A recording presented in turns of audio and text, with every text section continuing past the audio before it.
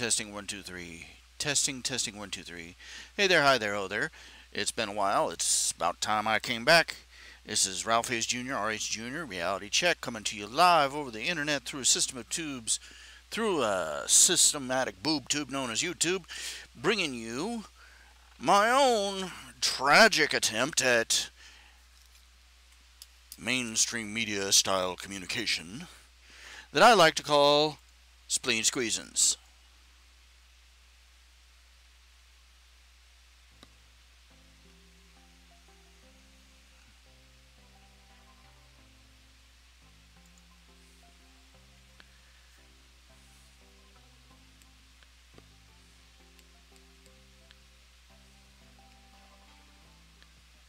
I have absolutely no idea how well this thing is audio balanced. So if if the music in the background is too loud or too, just type something in the chat window. Okay, I want to talk about a few things. Among other things, I wanted to work on getting one of I wanted to work on some of the commissions that I owe you people. I've got several people that I owe several commissions, and this is one of them. This is let me move it up here a little bit. There's a commission for Tobias Brown, and I'll be working on that.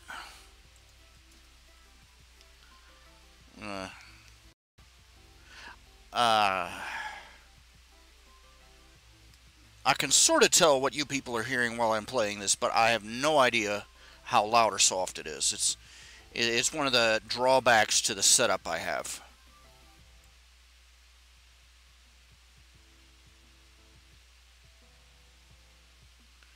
And all these little tiny digital numbers on the mixers mean absolutely nothing to me. Absolutely nothing at all. I'm a total ignoramus.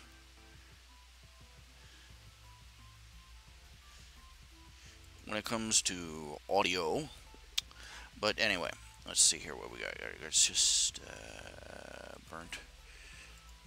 get some of the basic colors laid out here.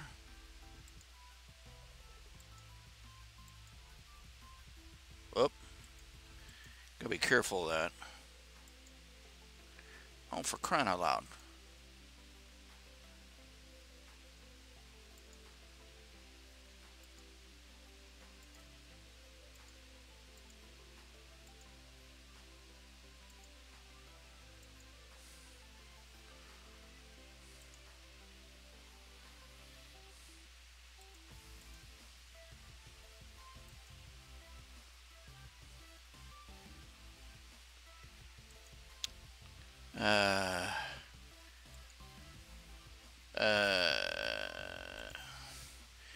A conservative court justice was voted onto the Supreme Court. The liberals are out in the street throwing temper tantrums like 6-year-olds. I won't assault 12-year-olds by comparing them. I mean, the theatrics, the histrionics, it's embarrassing. And of course, the usual suspects are running around accusing everybody.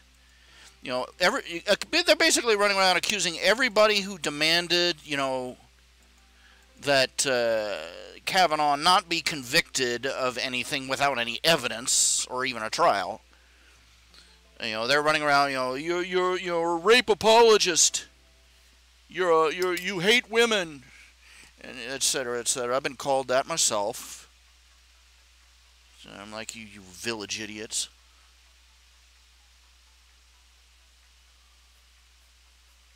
I think a rapist should die. I think a rapist should pay with their life. The problem is, I also believe that the standards whereby somebody is accused of being a rapist need to be tightened up a little.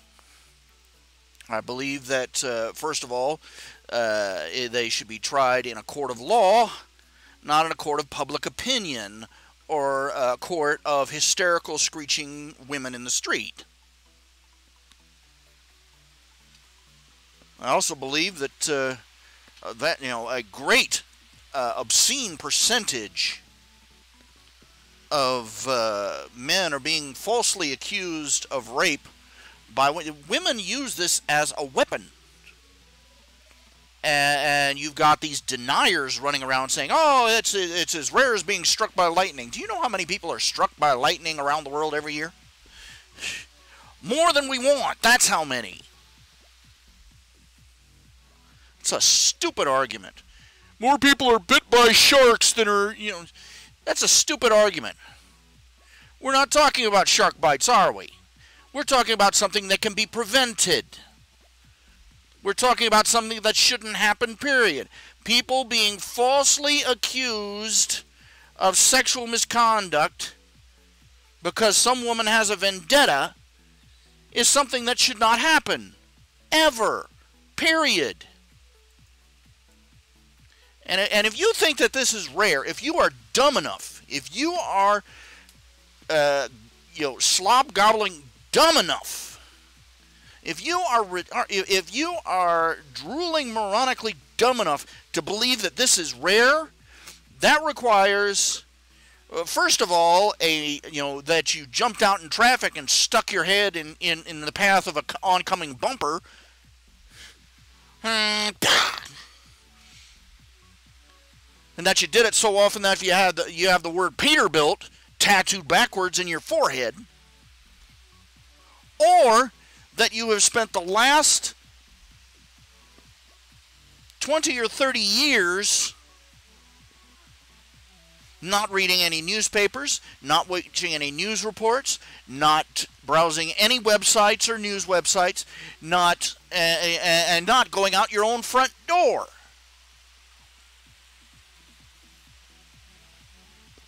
I can go web browse. I can find case after case after case of men who went to prison for years because a woman falsely accused them.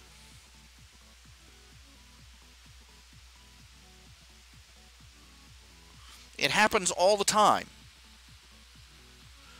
It happened all the time in the past, too. Nobody wants to talk about that either.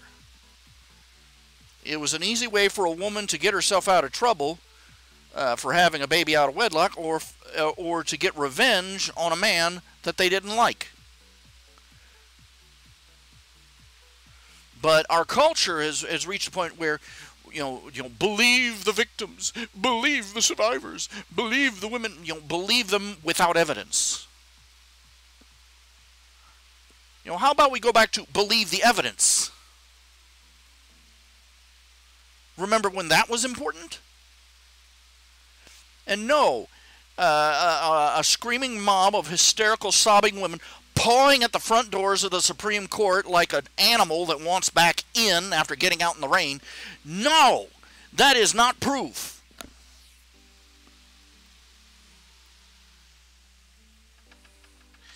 Remember when they mocked the vice president for not going to any meetings anywhere without a chaperone? Well, they mocked him. They laughed at him, and they called him sexist for not wanting to be caught alone with a woman that wasn't his wife.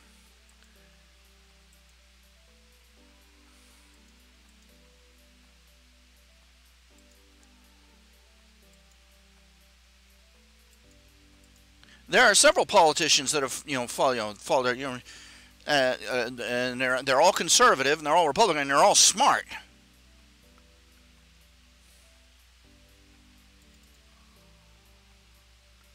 Look, you can't talk to me, okay? You can't talk to me. I haven't, I'm not a woman, but I have been on both sides of the line. I have a family member who was actually raped, as in a man literally jumped out of the woods on the side of the road, dragged her off, and assaulted her sexually.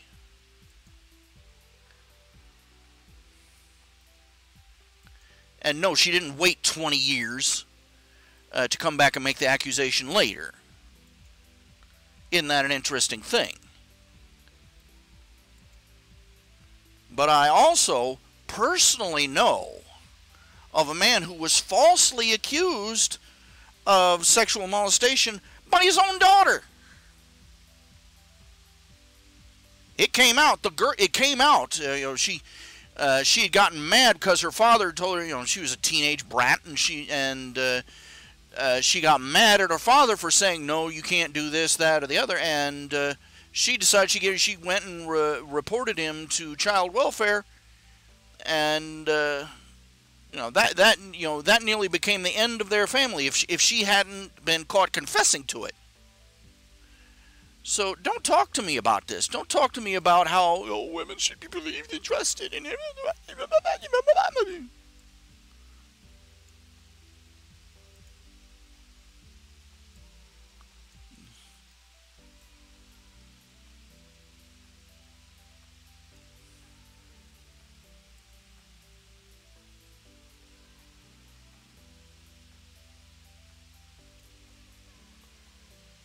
They caught the SOB, by the way. Last word I heard is that he's still rotting in prison.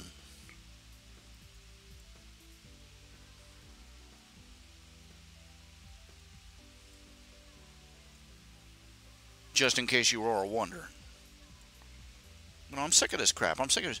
A man can be accused of anything. And global, they talk about climate deniers. People that say, anybody who demands proof is called a denier.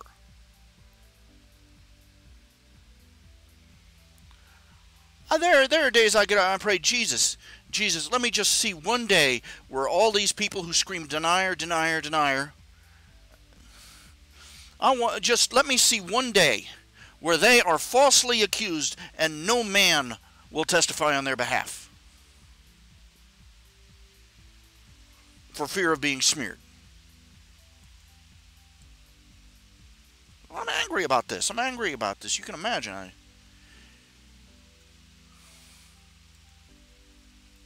We don't know. Nobody knows anything about Kavanaugh. Not really. All we know is that the Democrats ran around trying to accuse him. All we know is all these ridiculous and falsified accusations made by women that the Democrats groomed for it.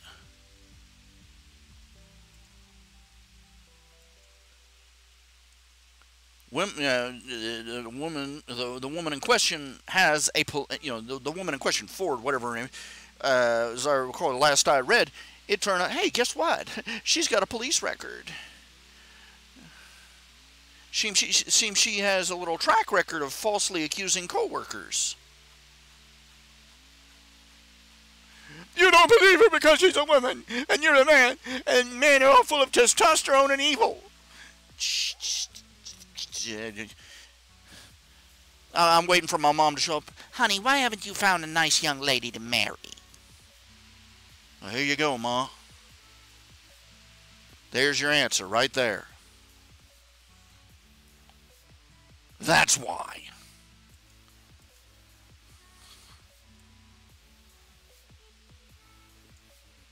Where's the line to sign up to be thrown in prison for things I didn't do?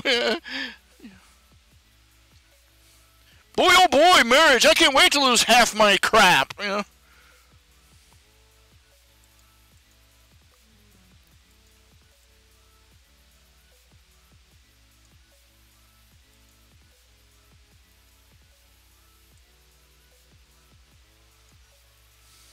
I've talked about this before. Even preachers are getting all over these young men for not wanting to get married. These men aren't wanting. I know a lot of these young men. They're wanting to stay single as long as they can, so they can keep. So they can keep fooling around. I know that. I know that there are men out there like that, but let's reconsider a few things. In that most of these men, what it comes down to is that they're not frickin' stupid.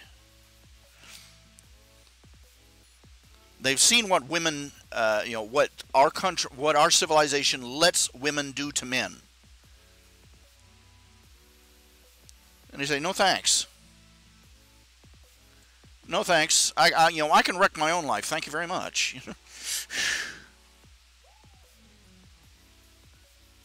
And all these preachers standing up. Oh, you young men, you want to be run around your bachelor pad and be all, yeah, living your own God. No, not a word of sympathy for these young men. Not a word of sympathy, not a word of empathy, not a word of compassion. Boy, that's just warming the hearts of the secular community to the church, let me tell you. Nobody seems to regard that most of these men, the majority of young men in our society today, well, not the majority, but a terrifying percentage,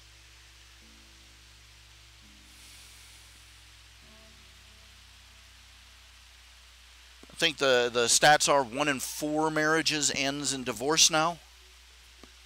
And that goes across the entire demographic. It dropped recently, but that's basically, the divorce rate has dropped recently, but that's because nobody's getting married. Well, anyway, no sympathy for these young men who decide against getting married. Even though the fact is, most of them are the walking wounded already. Most of these young men grew up in a broken home. You got at least a fifth of our society. 1 out of every 5 men, statistically. It goes up, it goes down, depending upon the community, the ethnicity, etc., etc. They come from a broken home. I used to be a Sunday school teacher. I taught kids who had had to ride in the sidecar as their parents went through 2 or 3 divorces. That's where the curve is getting thrown off. You got these people out there that are still getting married and staying married and for 50 years, and getting the same grave plot. But then there you got these people. They go out, they get divorced, they get remarried, they get divorced again, they get remarried, they get divorced. Sometimes they get, in this one county I lived in, they would divorce and remarry each other. They would divorce, go find somebody else, shack up with them, then run off and marry somebody down the road, then divorce and leave both of them, come back and marry each other again. So that sort of throws the curve all over the floor, But how many young men have already, they grew up watching their fathers and mothers destroying each other. Oh, get one thing straight.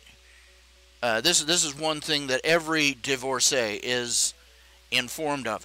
Once you get divorced, no matter how much she blathers about an amicable divorce, once she files those papers, once those papers are filed, she is no longer your friend. You are not going to get a divorce on friendly terms. She is going to leave, and she is going to walk out the door, and the instant she gets those papers signed, you are the enemy. And this is what the counselors tell them. This is what the divorce lawyers tell them. She is no longer your friend. And men just get taken to the cleaners because they can't believe that this woman that they shared their bed with, that they shared their life with, that they did so much for, that they went through so many struggles with, has suddenly just turned from the reluctant partner into the gleefully willing villainous of the piece, the bloodthirsty enemy that wants to rip out their throat. They don't want to believe that, but it's true. It's tragic, but it's true. These men grew up, and all these young men that are being lambasted as slackers for not running out and running up the aisle with the first girl they meet, they're being lambasted as being lazy and immature slackers. They're not real men. No, one of the marks of being a real man is knowing when not to take a stupid risk. An irresponsible man runs up the aisle with the first skirt that comes along. A wise man would look at the fact that the law is against him, the church is against him, the woman is against him, and feminism is against him, the culture is against him, and say, no thanks. If I ever get an urge to marry, I'll just take half my stuff, throw it out in the yard, and set it on fire. It'd be cheaper just to go out, get married. It's cheaper to go out and find a woman every 5 years you can't stand and buy her a house.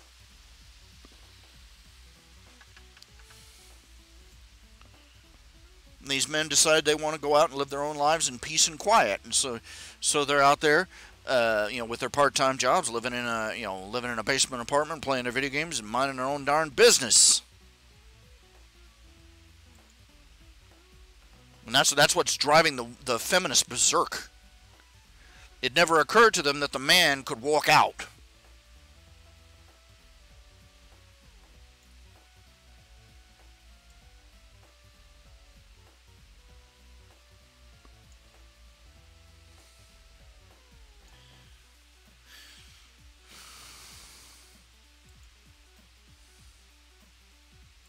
Never occurred to them in their wildest dreams that the man could opt out.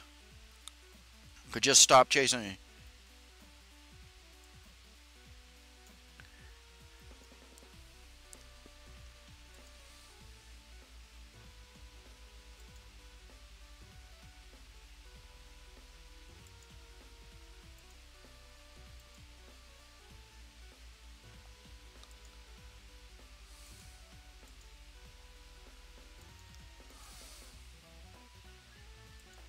I'm sorry, I've harped on that so many times.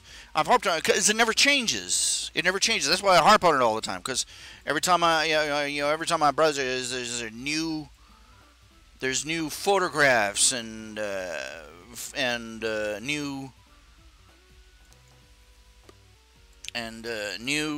videos of feminists and liberals and Democrat cat's paws out there in the street acting like howling idiots.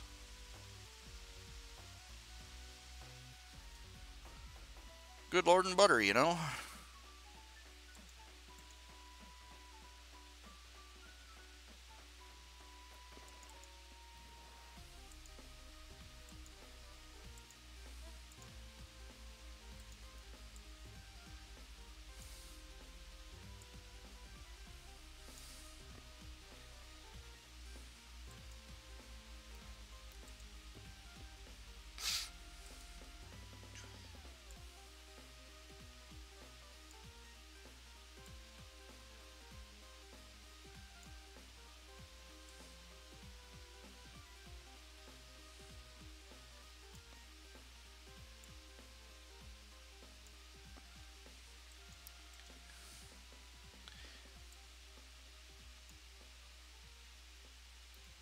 And I love, being a Christian. You got these people that say, "Oh, Christian woman would never be like that."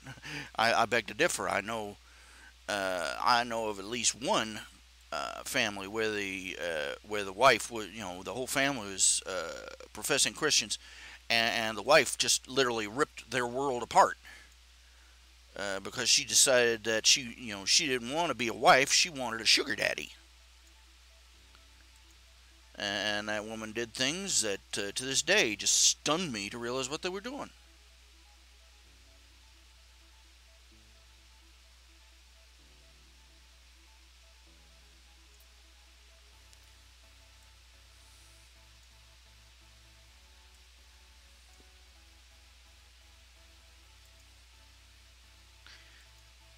And the point isn't, the point, it is not the point. The point is not, oh, Christian woman would never be like that, or a Christian woman would be less likely to do that. A Christian woman, if you marry a good Christian, well, of course, I wouldn't want to marry a non-Christian girl. First of all, somebody who didn't believe the Bible, didn't believe God. I mean, that's like square one. Common grounds. But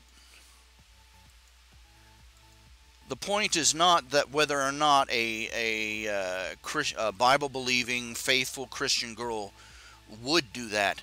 The point is that she could. The law would permit her to do it. Would in fact encourage her to do it. The law and the public opinion, our culture would permit her to do it, would reward her for doing it if she did it. The point is not whether or not she would. The point is that she can and could. I love my parents, but sometimes I wonder, if I went out and tried to buy a toaster without a warranty, they'd be all over. Why don't you do it? That's so irresponsible. You need to keep the warranty. But God help you if you suggest that maybe you want a few legal guarantees to go along with your wedding vows.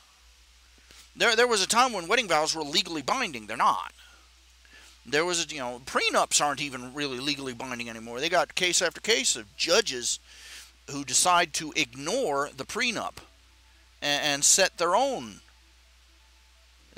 delete just chuck it all out and leave the guy standing there with nothing. Why? Because women should be believed. Women are not legally accountable as adults in our society. Man or woman go out and get drunk. They have sex. The man is responsible for it. The man is responsible for the fact that they had sex.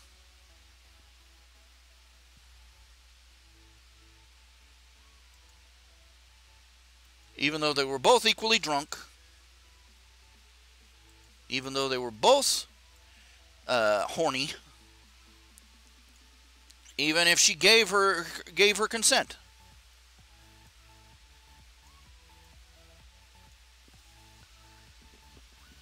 Heck, a woman can give her consent now and change her mind in the middle of sex and get the guy thrown in prison for rape.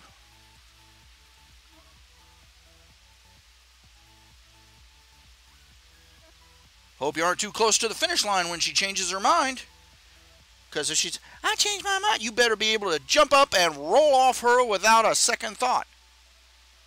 Because in between the nanosecond where she finishes that sentence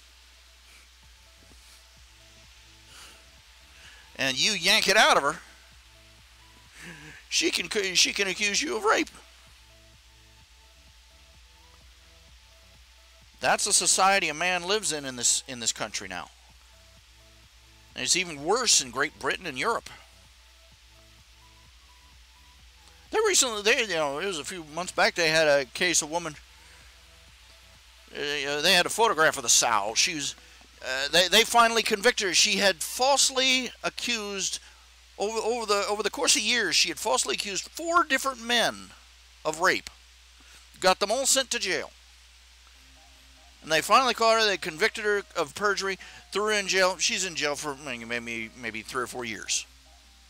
Meanwhile, these 4 men, their lives have been ruined, even though they get out of prison. Can you imagine trying to explain, just if you don't think the culture is against men, think about trying to explain this to your boss. Or to a guy giving you a job interview. Oh, it says here that you were convicted of sexual assault. Oh, well, the woman lied. And then the woman lied, and they let me out of prison, and everything's I'm clear. Yeah, that's gonna bounce. That's really gonna bounce far, I'm sorry, I don't want to talk about this topic. I don't want to talk about this topic at all. But look at what we're doing. The only gameplay that the leftists had to keep Kavanaugh out of the Supreme Court was to pull a Clarence Thomas on him. And they pushed it to the wall.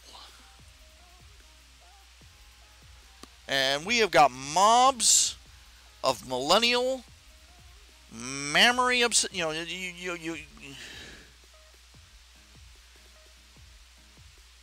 millennial memory morons running around in the street. I mean, they had cameras. I would be so humiliated to be any of these women. They've got photographs of these women. The fakest looking wails of despair. And this one woman literally just up at the door, pawing at the doors of the Supreme Court. Justice, staging it for the cameras, and all the cameras just, every last one of the cameramen out there with a big old news boner, drooling on the floor a little. Ooh, she gives good leftist. Oh, don't expect me to be delicate with y'all. Good Lord.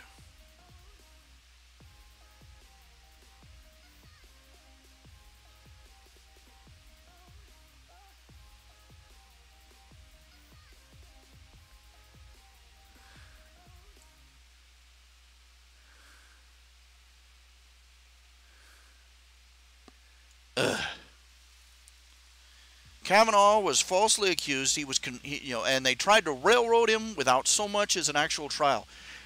If it had gone to trial, Ford would probably be in jail for libel, slander, perjury.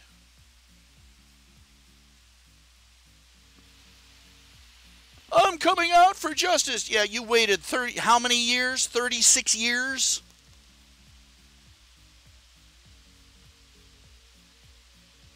You weren't waiting for justice. You were waiting for an opportunity, you cow.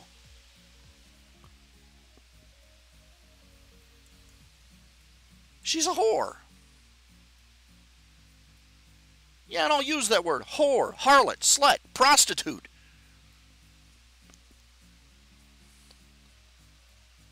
And she has three different, GoFundMe campaigns going on right now. People are just dumping money on her. She's got what was it last count? Well over $1 million people have donated to her cause. You'd guarantee you that she's got even more money stuffed under the mattress that she got from the Democrat Party. She's a whore. She screwed over him. She screwed a man for money. That's right.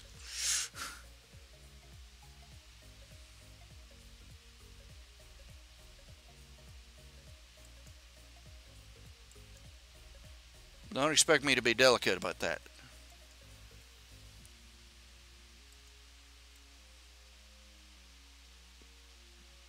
Comes out of these women, these horrible people need bitch slapped. Somebody needs to go up and just smack the taste right out of their mouths. We're tired of your crap.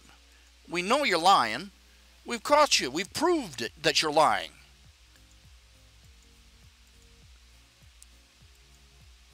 You're not only a whore, you're a lying whore.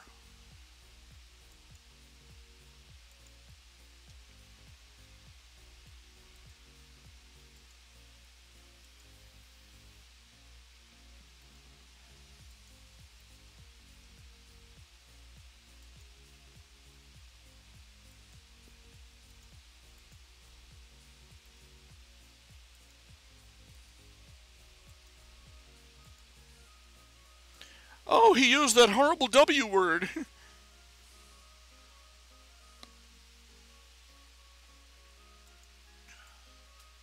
Spare me.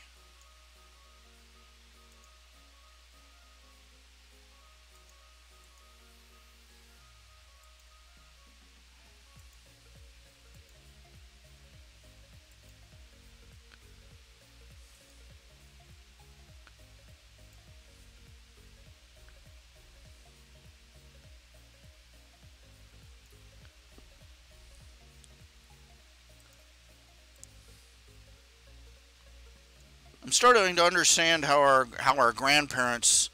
parents and grandparents felt about the hippies.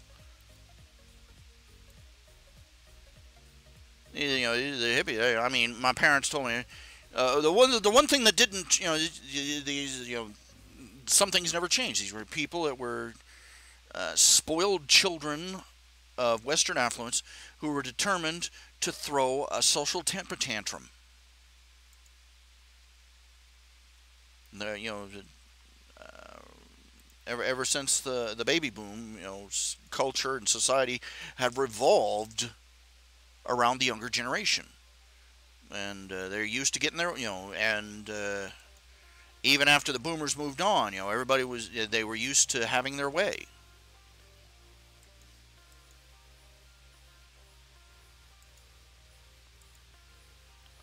And this generation is 1,000 times worse.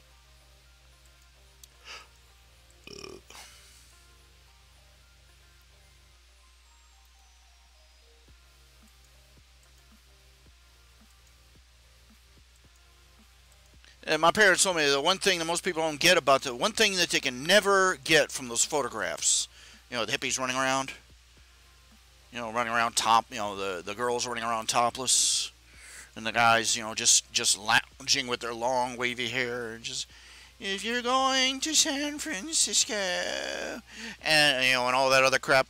What you'll never get from the pictures is a smell. People forgotten is hippies had a thing against soap. They believed that going unbathed was more natural, in touch with nature and all that. I'm not making that up. You can look it up if you don't believe me. Good grief almighty, I swear. I just said, my dad said you could drive down, you could be driving down the road, and if they were standing by the road, you knew a hippie was coming from literally a block away. You could smell it downwind. Woodstock, people talk about Woodstock. It was a cesspit. It was just foul and stinking and.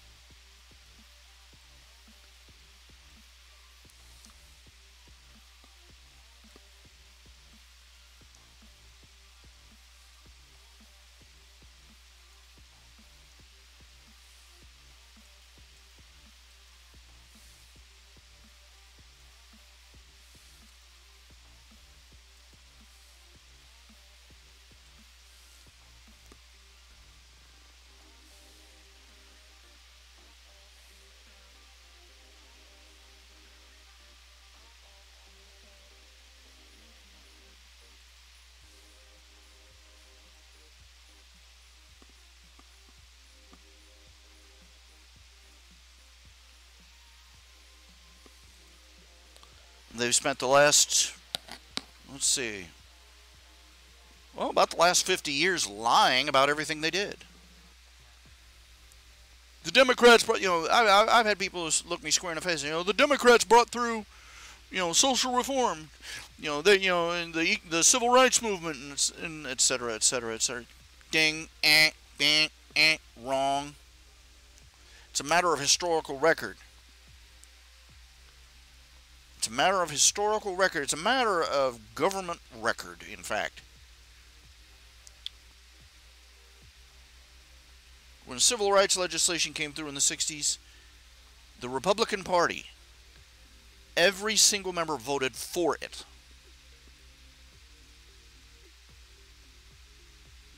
The Democrats voted against it, to a man, with the exception of about 12 Democrats who abstained from voting. The Ku Klux Klan, founded by the Democrat Party. Meanwhile, the Republican Party founded the NRA, which went down south and started helping the local black communities arm themselves. Gave them weapons training and lessons so that they could defend themselves from the KKK. Again, a matter of historical record. Ulysses S. Grant, Republican. Abraham Lincoln, Republican. Martin Luther King Jr., Republican. Card-carrying Republican who openly stated that the Republican Party was the one that had the best interests of the African American community.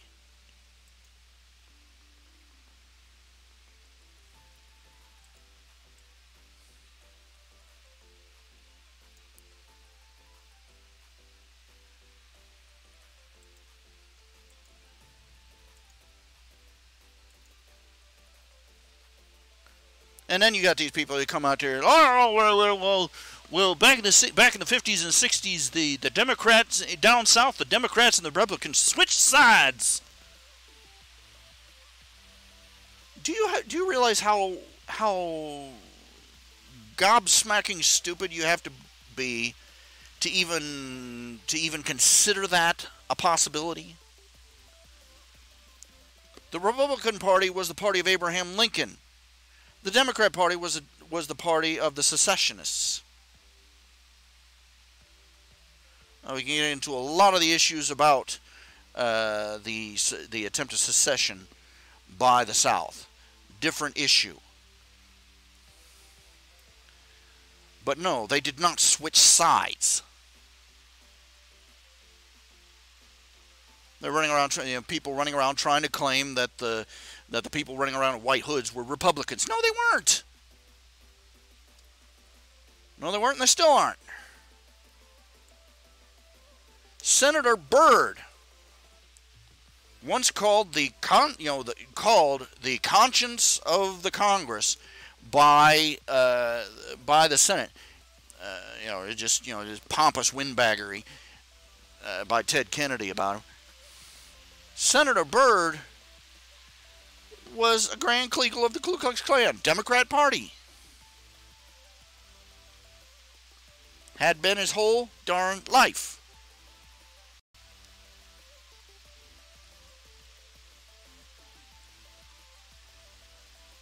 But somehow, they were supposed to believe that the Republican Party, which features such luminaries as Ulysses S. Grant, Abraham Lincoln, Martin Luther King Jr., and dozens of others, that was that the Republican Party, which was anti-slavery from its founding,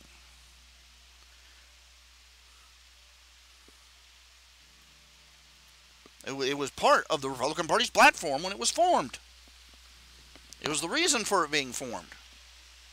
They're trying to claim that the Republicans and the Democrats switched sides. That's not true. And preposterously stupid to believe. It's what Hitler used to call the big lie. His strategy, Hitler, the Nazi strategy for propaganda was to tell the biggest, most outlandish, most outrageous lie they could come up with about the enemy, or about the Jews, or whatever whatever game they were running at the time, and just repeat it loudly and repeatedly until eventually people started muttering along, repeating it after them. And it's the same gamut that left-wing activists and radicals have been using since day one.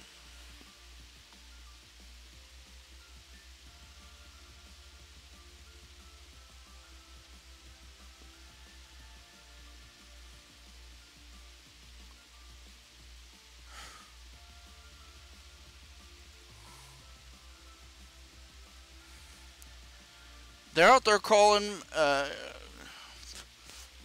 Look at what they do. If you say you want, if you say that you want to keep the money that you earn, they call you selfish. But if you want to steal money from other people, but take it from them by force and give it away, oh, you're generous.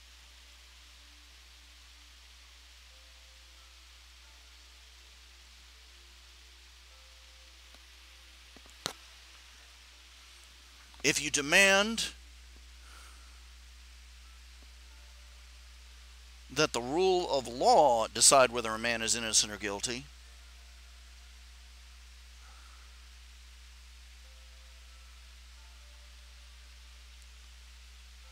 and that objective evidence rather than feelings or mob opinion decide innocence or guilt, they call you a sexist or a racist or a homophobe. If you demand proof, they call you a denier.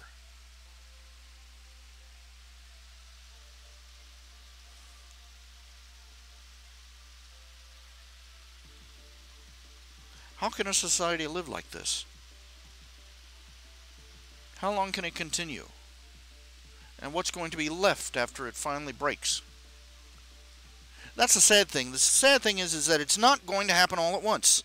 The end of the world, the end of America is not going to happen all at once. It's going to be, an inch at a time. It's already halfway done. It's already halfway done.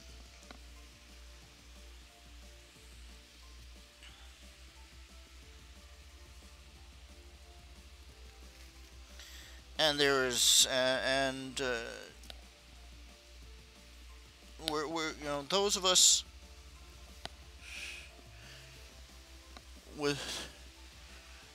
who are God-fearing, America-loving patriots, we have to stand here and watch it happen, and there's nothing we can really do.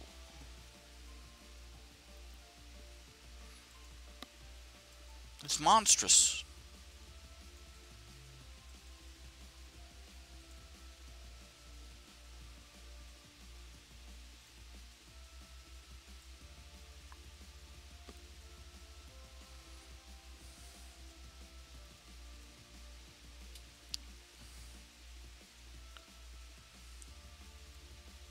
The sad thing is, we're getting old.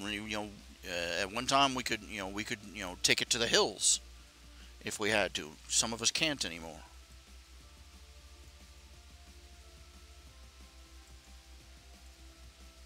All some of us can do is just sit here and wait for them to come for us.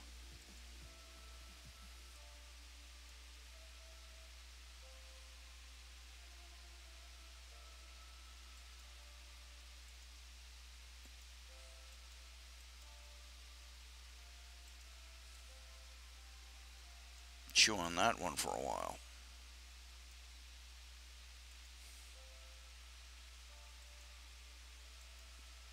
Can't fight, can't run, can't even hide.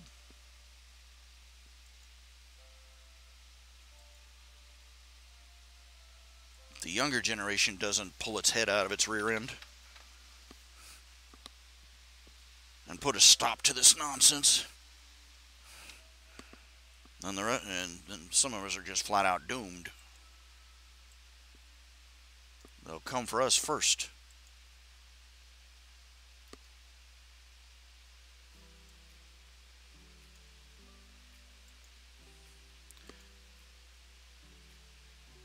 That's the reason, you come to my place. That's the reason I have a van. That's the reason I bought a van. It's the reason I wanted to buy a trailer. Not this mobile home I live in, but I mean an actual trailer, one that could I could hook up to the back of the van and haul arse. But it's why it's part of the reason why I make a point of trying to stockpile foods when I get a little surplus of cash, or the government decides they want to help me out.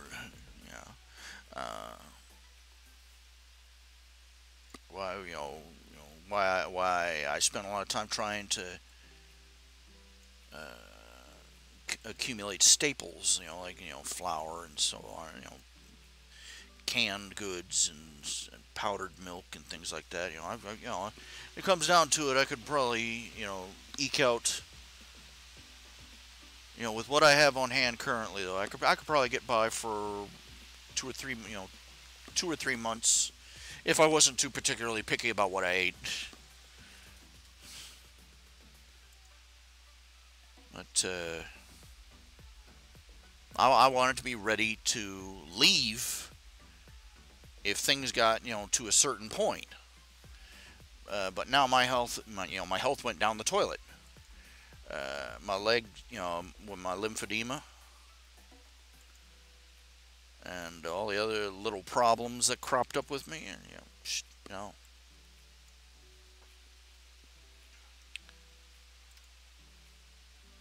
I can't fit behind a steering wheel anymore. My legs, I can't even fit in the back of a car. You'd have to toss me in and strap me down like cordwood.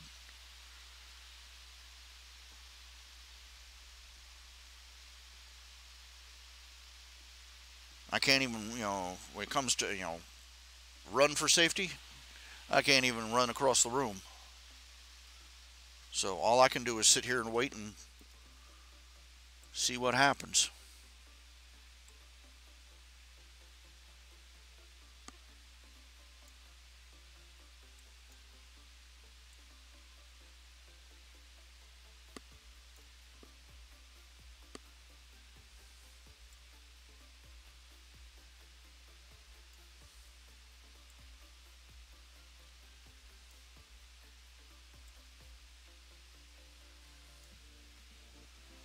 It's hilarious, Before there is when things are going well, they call you a paranoid delusional.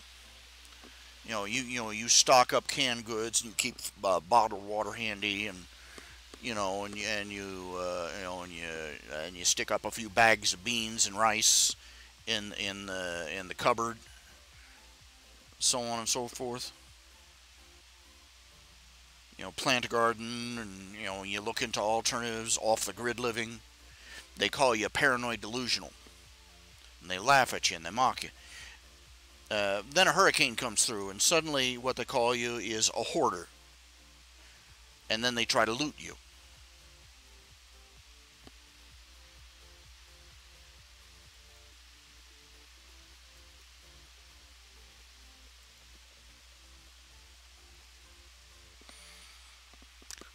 Hmm.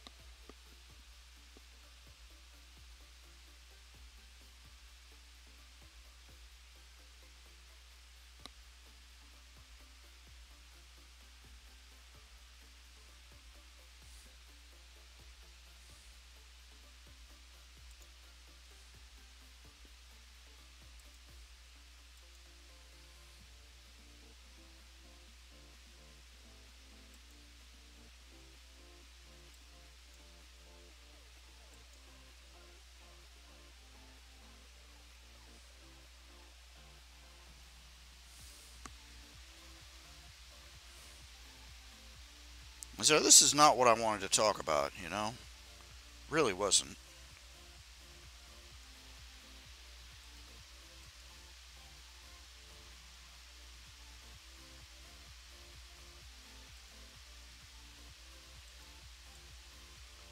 Try and move on to something different here. Just give me a second.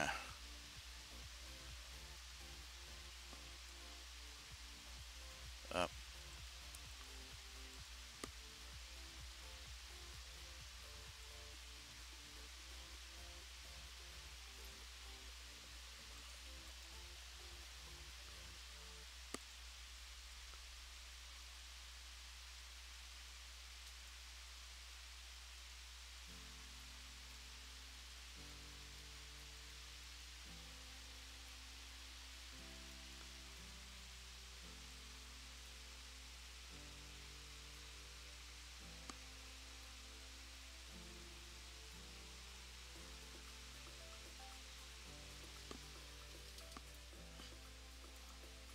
let's see, stars.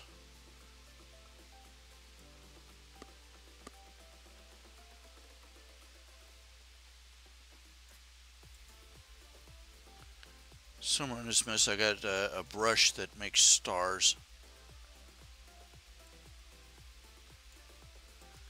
I got so many different tools.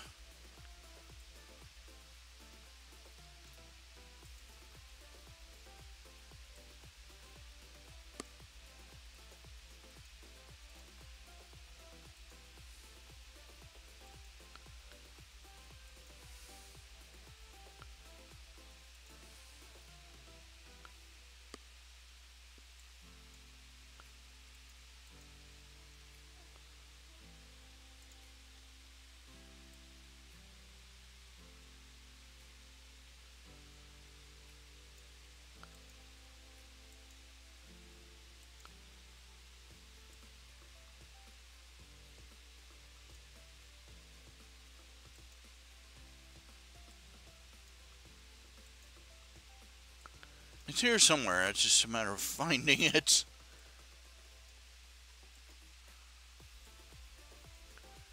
Do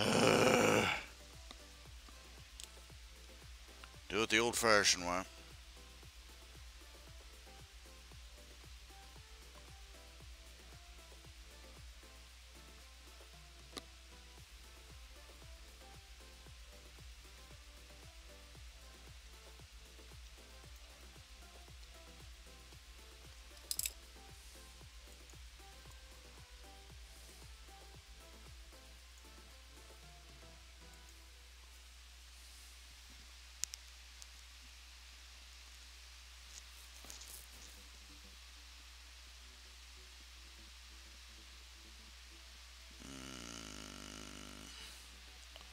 That doesn't quite look right.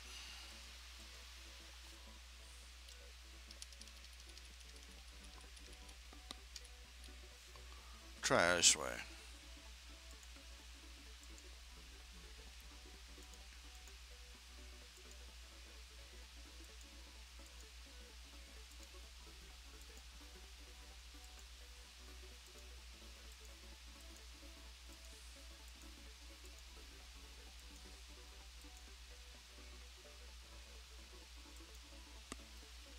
Better. I guess that glowy is just too distracting from the center of the pick.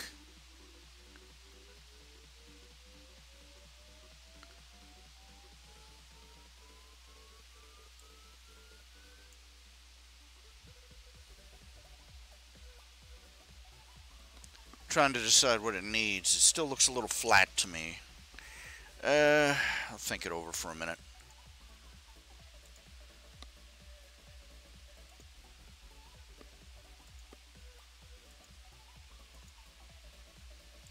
Think it over for a minute.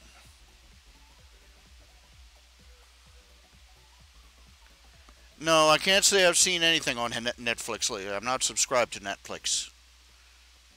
I canceled my subscription. It just wasn't worth $7 a month. They didn't have anything I wanted to watch. They didn't have any movies I wanted to see.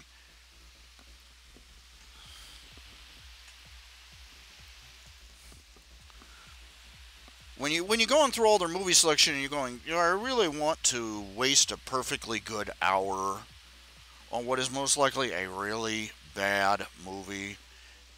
It's time to move on,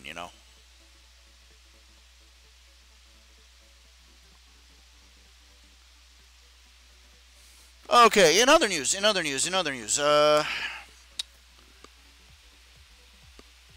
One of my favorite games. I haven't played it in months. Actually, I only started replaying it a little bit fairly recently, and it was a game called WildStar.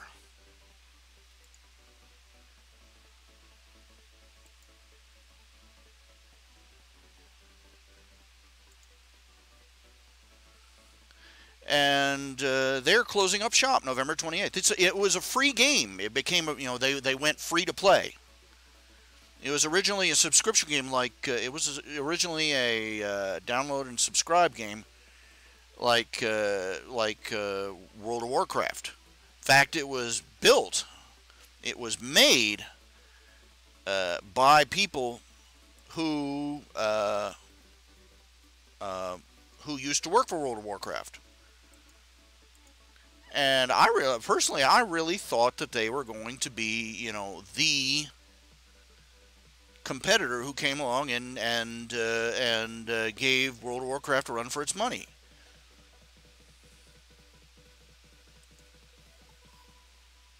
I really did, but they didn't. For whatever reason, they just couldn't seem to drag in the same audience. They couldn't bring enough. But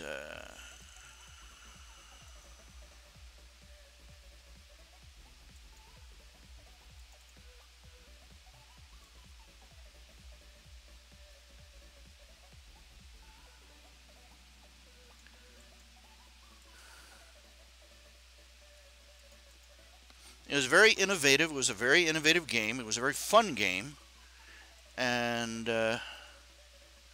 I generally drifted away from. Generally, I drifted away from it because fewer and fewer people were playing it. Truthfully, and running around an empty game got really kind of depressing. And they couldn't seem to pull out of the dive. And it was really sad. They had a lot of features that World of Warcraft never even thought of. In fact, I'd like to take a minute and show it to you. I'd like to show you a little bit of it.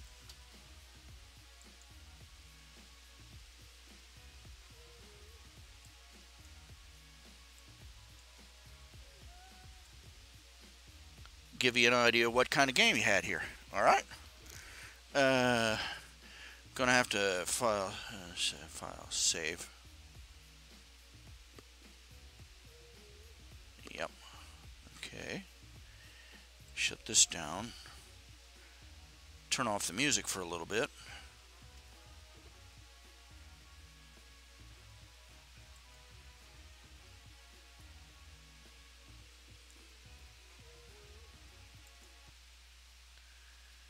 And I'll boot it up. I've still got it on my system, so let's see here. I don't know how well it's going to play through, but we'll see what we get. It takes a second to boot up. The basic setting of WildStar is it's sci-fi western. If you're a fan of, it has a very familiar. Anybody who's a fan of the TV series Firefly or the movies, of the TV series Firefly or the movie Serenity, same sort of flavor, western in space. It is a very, very cool game.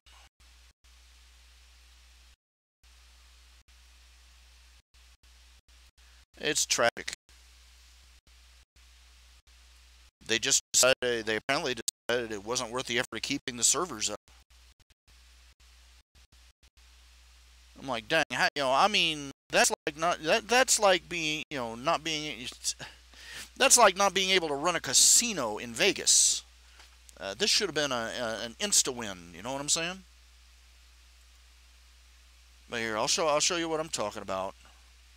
Just a second. It's actually having to update the game. even though they're shutting down November 28th, they're still updating the game. Ugh. And I've got to agree. There's a game critic. He's pointed out he hates this model of gaming, where people paid for the game. You paid 50. When this game came out, it was a pay to play. And you paid $50 for the game, and then you paid $15 a month for a subscription. And it's like, it used to be, if you plunked down $50 for a game, you played that game for life. If when did this happen? It used to be you went out, you bought a game cartridge, or you bought a game at Blockbuster, you brought it home, it was yours. And you could play it forever. But these Memorpagers changed everything. They found a way to rent you your own game back. You know, it's unprincipled, and it was sort of a kick in the teeth. Those of us who were early adopters, I actually bought the game when it came out. I said, "Oh, dude, I gotta have this," because it was exactly the sort of game I wanted to play. And you know, and then a couple of years later, they went free to play. And I'm like, I gave you all this money. I gave you money, I gave you money for the game, and I gave you money month after month after month. What do I get out of it? Well, you get to be a golden subscriber. And I'm like, and then they changed that, and you have to keep paying. Even though you bought the game, you have to keep paying for it if you want to have the special golden ticket benefits.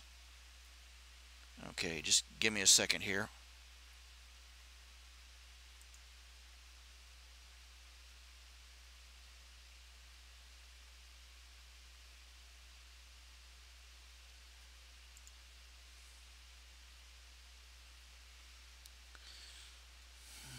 Window capture. Wild Star. Just I've got to create the window for it.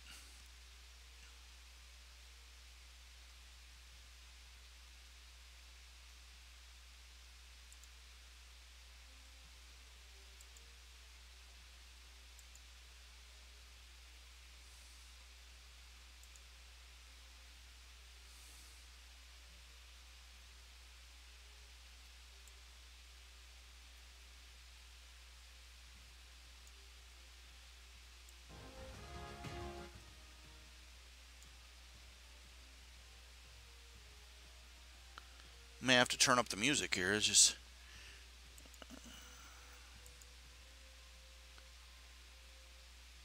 let's see here.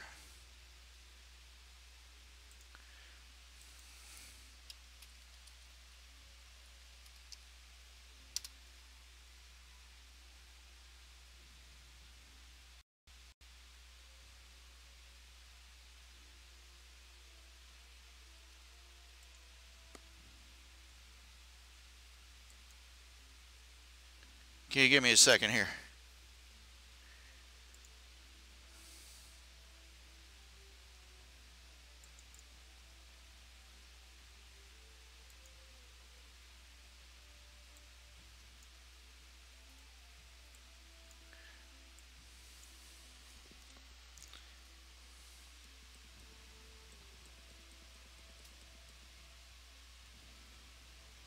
Don't know if you can hear the music or not. Okay, now.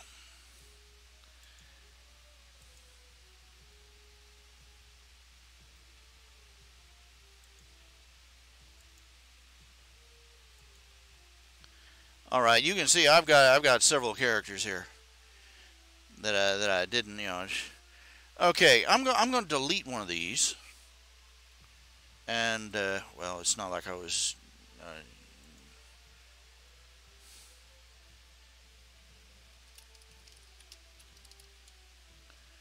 He was only a level 3. He hadn't even got past the training wheels. Okay.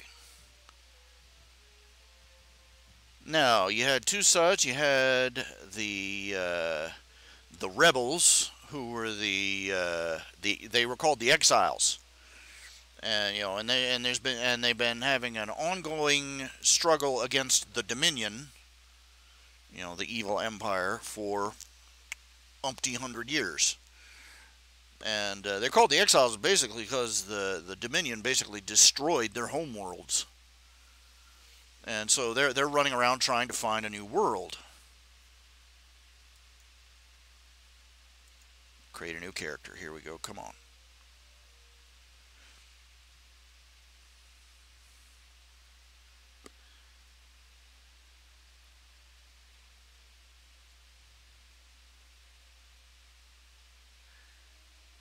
Okay.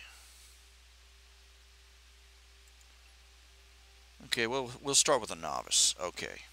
That way we can see.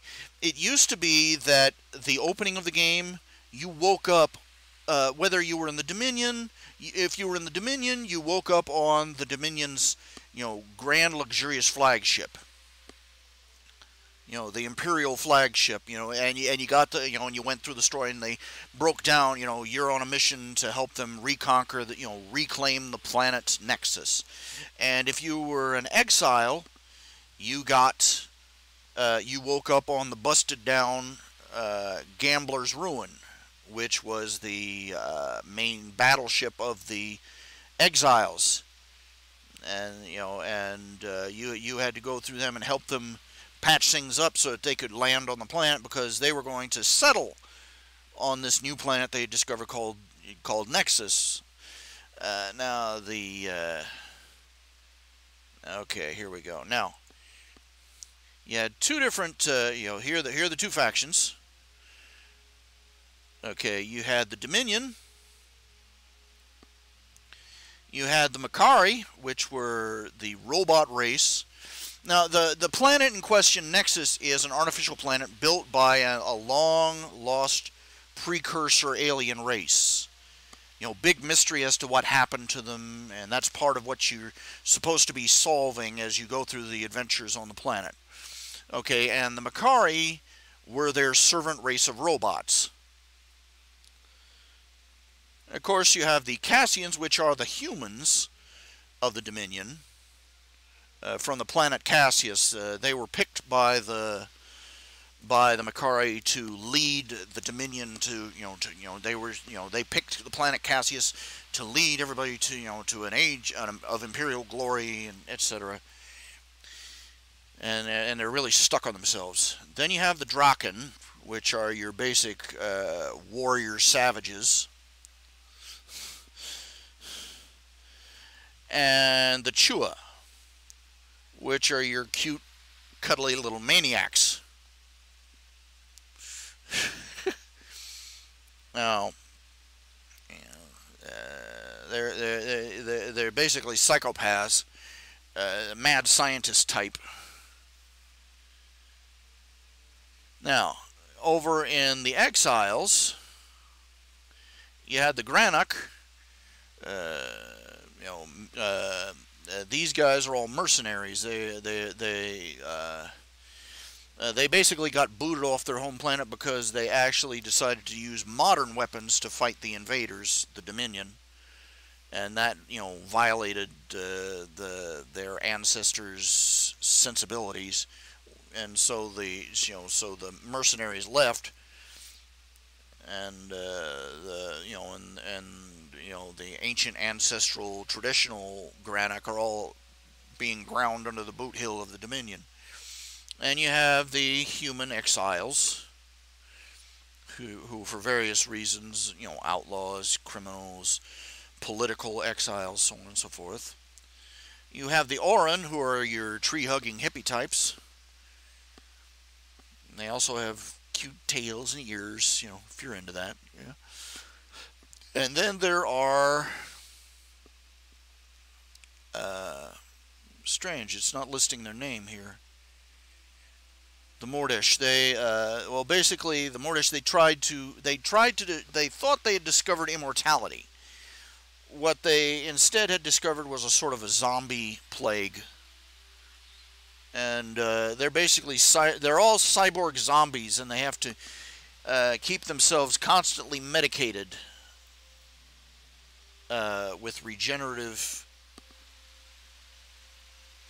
potions in order to keep from going off the rails, The usual vampire elves that everybody seems to go for. Anyway, now, we'll go with human, because the humans can basically be any class. Okay, you got your races, you pick your race, now you pick your class. Now you got your engineer. Now the engineers are cool. They carry big heavy guns, and they have pet robots that follow them around that provide extra firepower, healing, so on and so forth.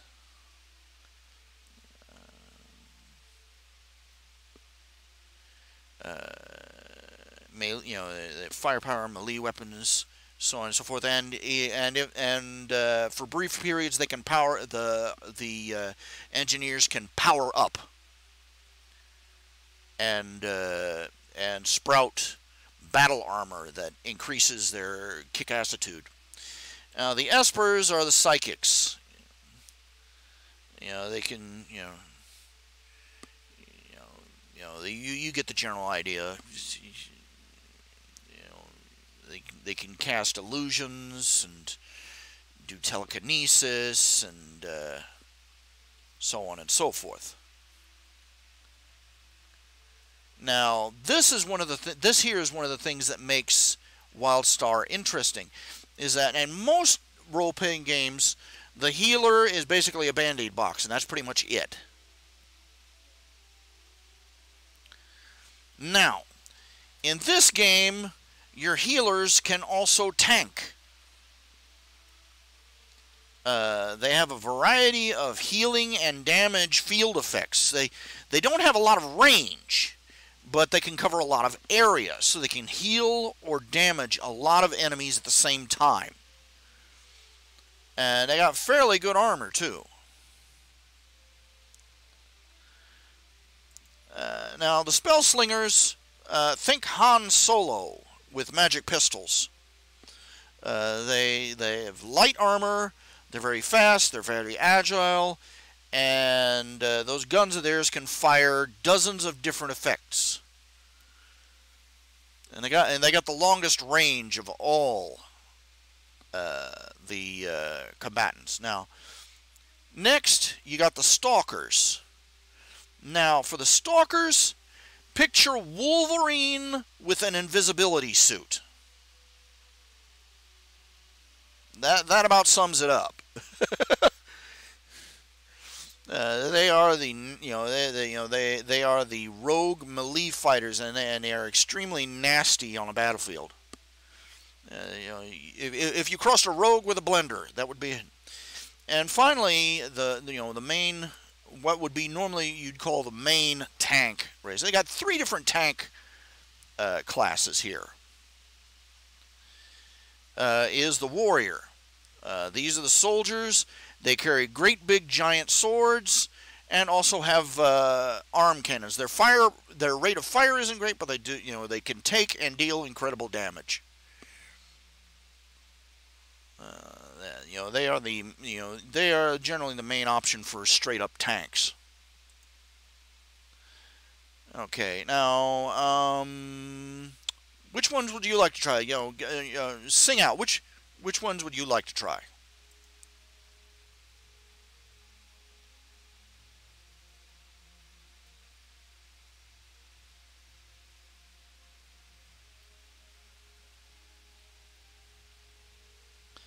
Okay, we're sort of building a character from scratch.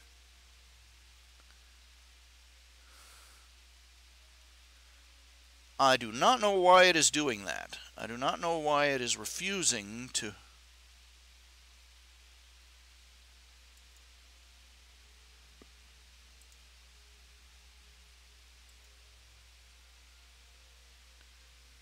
Why isn't it showing?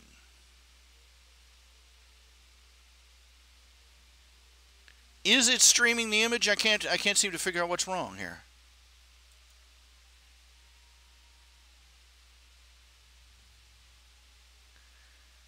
Ah, darn it. It's not working right.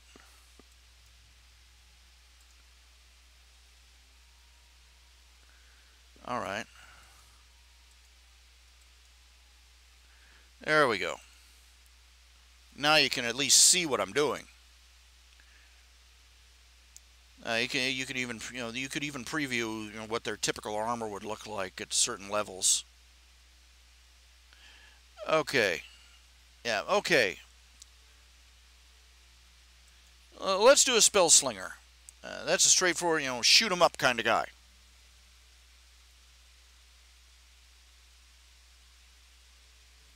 Okay. Now, this. Okay, you've picked your race. You've picked your class. You figured that would be it? Right. Wrong. This game also has a path. Now, This was designed around the different gameplay styles that various more role players prefer. Now, the Explorer. If your character is an Explorer, they have special missions where they try and get to difficult to reach or find spots, and plant sensors and flags and stuff to show they arrived. They're for those people who love to explore the environment and get into all the little nooks and crannies and up into the supposedly impossible to get locations. Now, the next one is the Scientist. The Scientist is the lore junkie. The ones that stop and read all the books and leaflets and little plaques that are all over the game. The Scientist is accompanied by a little round robot that follows them around, and basically they can tell it to scan various plants, animals, people, and the robot tells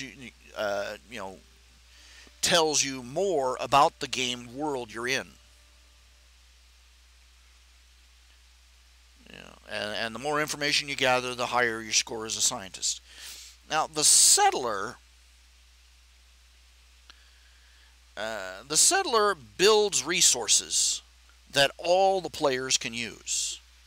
Place, little stands where they can get repairs or energy recharges or buy supplies, that sort of thing. Of course, the thing of it is that those things they build out in the game world only last as long, only last a few minutes, depending upon how much resources you spend building them. So the most you'll build a weapon supply booth in here. It'll last about 5 minutes. And of course, you have the Soldier, the kill 'em all player, the one who they do escort missions, they do protect the flag missions, and they also go out and they track down high-profile characters NPC characters to take out. Okay, I'll be honest. My preferred one was the Scientist, because basically because I just like being able to roam around with a little robot. But I had every possible variety. But the Scientist path was my favorite. And of course, you could customize these guys. You can make them male, could make them female, could change their hairstyle, hair color, eye color, their body type. You make them big and and there were sliders. You can make them big and fat or really really skinny. Not as flexible as the. Not as flexible as some of the character design, character creators I've seen, but still pretty nice, pretty flexible. Okay, he's let's call him Joe Test.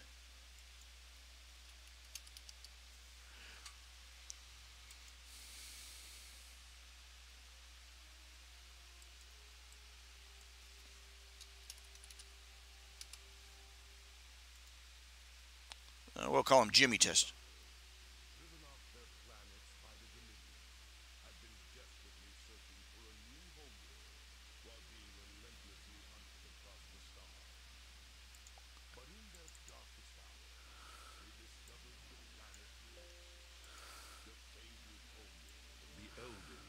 Disappeared from the galaxy long ago. Exhausted, but full of hope, the exiles prepared their ancient starships for one final journey to Nexus. And that is where their true adventure begins.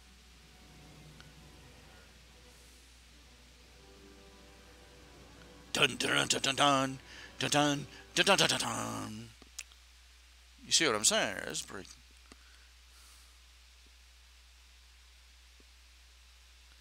Okay, now we gotta wait for the game to boot. Okay, this is the training scenario. You're basically supposed to still be in cryo storage, and the computer is plugging into your brain to teach you about the planet. Take a look at her, kid. She's beautiful, ain't she? That's our new home, Nexus. My name's Dorian Walker. Yeah, that Dorian Walker. The one who discovered this place. The exiles need your help, kid. Nexus may be exciting. This opening is vastly inferior to the one that the game originally had. You actually went through a mission on the ship where you helped repel borders. You still learned everything you needed to know. Ready? Let's have some fun.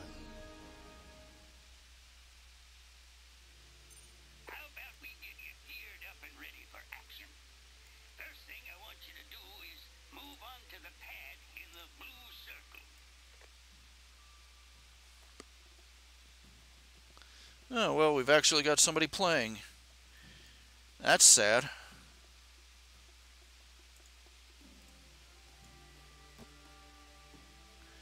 Okay, this is really weak. Nexus is a big place, and sometimes you're gonna need some help getting around. Try taking this hoverboard out for a spin. The hoverboard is the cheapest vehicle you can buy. This simulation's based on terrain scans of Nexus. And it's one of the few vehicles that goes over water, too, ironically. She's got deserts and forests and islands and icebergs and a whole lot of adventure just waiting for you to find it.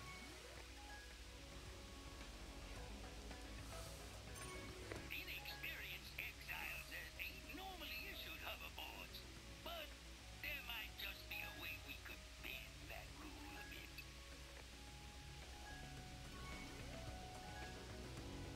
Yeah, and they did have events where you would race your hoverboards against other players to win prizes. Riding that hoverboard's a kick, ain't it? But Nexus ain't all fun and games. Activate the combat projector and I'll introduce you to the enemy. Okay, you know what? I'm going to skip this. I'm just going to pick up one of my... Well, forget it. We'll go ahead here. Okay, combat.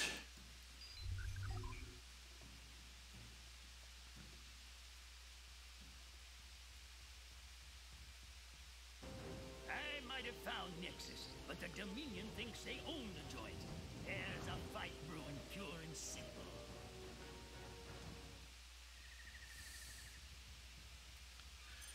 These are my... Exiles have been fighting the Dominion for centuries, so you better be ready for a scrap. Now, Don't you start by putting some of them battle beasts in the ground. now you'll know. Now watch. Now there are several different weapons here. This is a special booster, but you have a limited number of slots in which you can put various powers. Now, this is a very simple... Now look, you see that rectangle? That is your targeting reticule.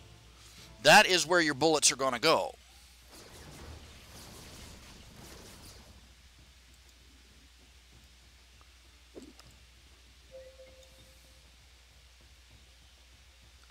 So yes, you have to aim, or at least be facing in the right, facing in the exact right direction.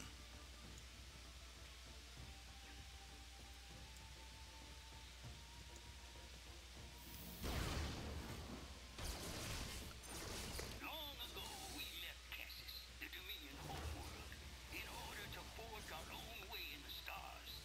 Nexus is our big chance to settle down and start fresh.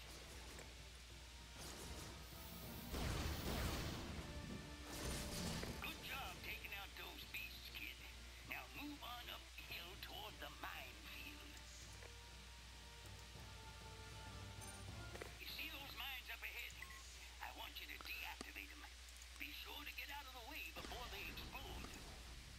Whoops. That's another thing. You could also see incoming fire, so you could dodge. This game. You know, dodging counts. If this was real life, you'd be deader than Dominus.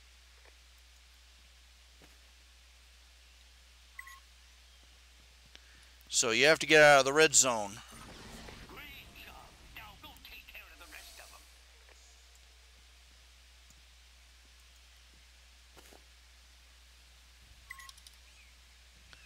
You also could do back tumbles to get out of the way faster. Keep it up.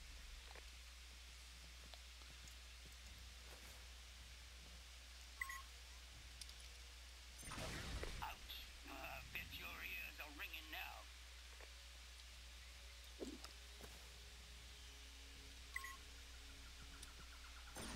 The Dominion set up some turrets on the ridge. You'll need to use your interrupt ability to stop their firing sequence. Once you do, they'll be vulnerable and you can take them down. Okay, that's one of the things. Now's your chance, kid. Hit that turret with all you've got.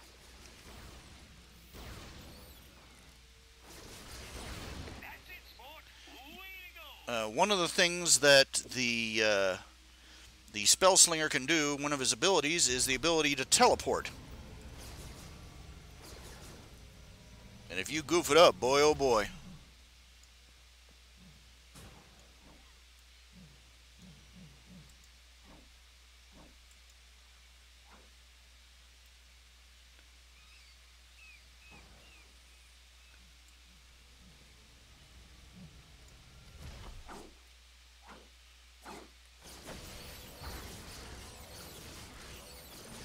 Check out those Dominion Legionnaires up ahead, kid. They're some pretty rough customers. Use what you've learned and show 'em who's boss. Okay, I think you get the general idea. Let's...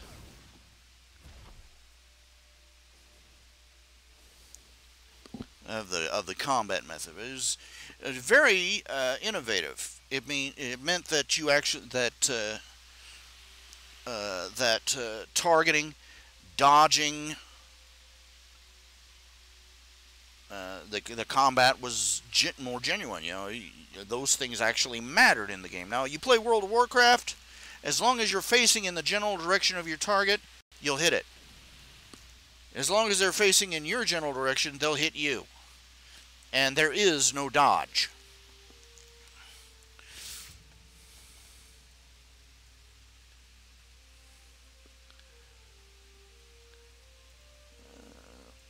One of the things that the game does have, that WildStar did have, that World of Warcraft has never done, God only knows why they refuse to do it, is they have player housing.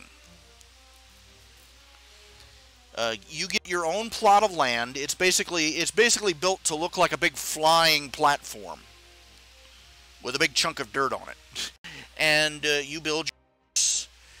You can decorate it. You can well, here. This here is my first character, my very first character. Let me get this out of the way. This character is Bolo Wildcutter. My cheap ripoff of Han Solo. I decided he was a used spaceship salesman, and I turned his housing lot into a lot full of used spaceships. All these spaceships, these things, built them myself. You know, you can collect and accumulate parts, housing decor, and you can use it in just about any way you want. You will see some absolutely incredible housing on this game. It's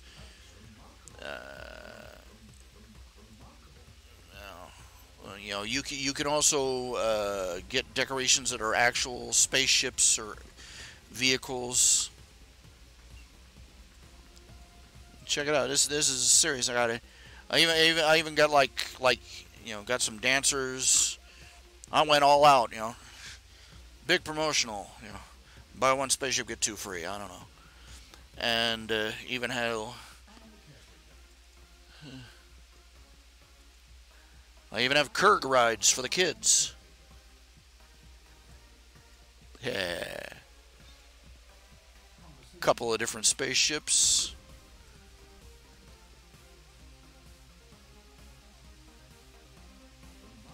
But now this one over here, this one is the actual house.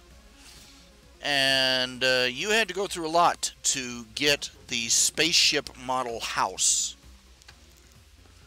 Of course, you can't fly the darn thing, it's permanently grounded. But you can do some incredible things with the decor.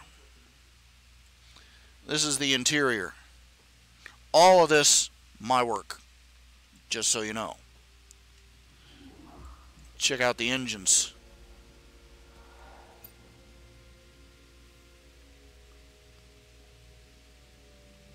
Where the hell did I die?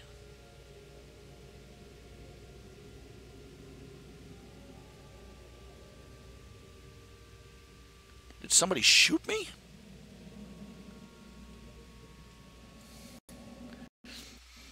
Well, for some reason I accidentally died.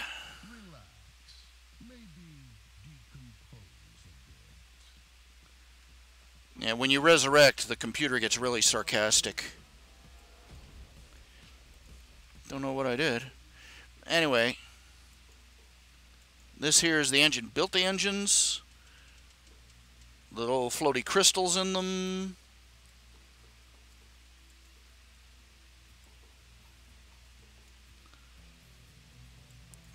Upstairs area, work area, game room.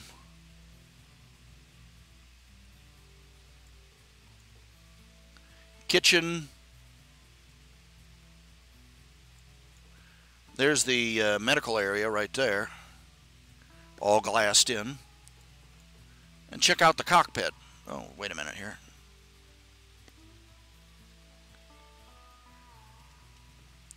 Cobbled that together myself too.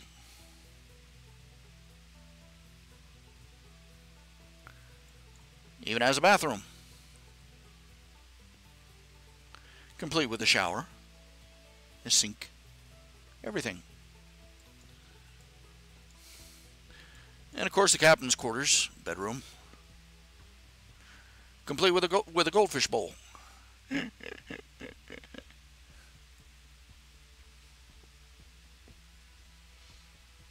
See, all these bits and pieces you can buy, win, accumulate, or even make.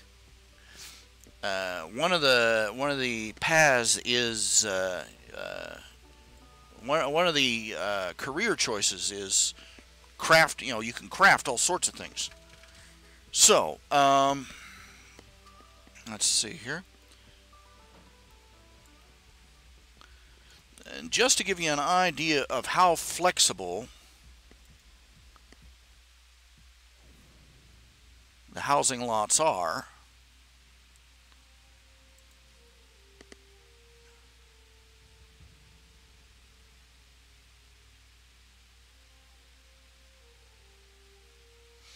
there are also crafting skills that you can get.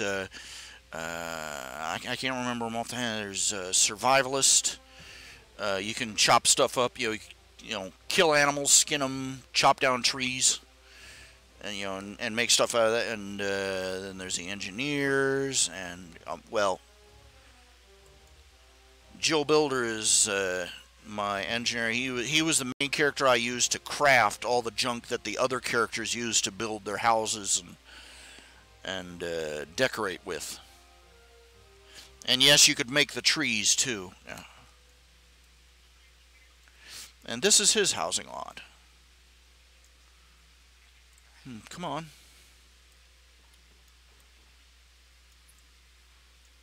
Oh, darn thing.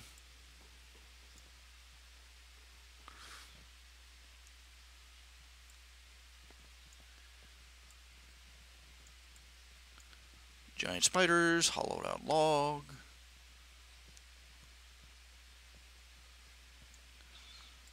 His idea was that he was a recluse and that he had made himself a little settlement in a rainforest someplace.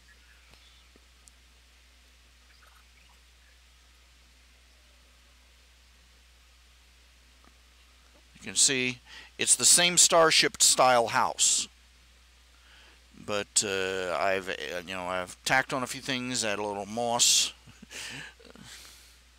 a little Spanish moss for decorations. Here's an enemy spaceship that I shot down with the cannon up on the tower. And there is 2 robots there. There's his robot companions. They provide, they can tank for him and provide extra firepower. The idea is that he lives out here in the boonies, and he provides protection for a little village of critters known as lops.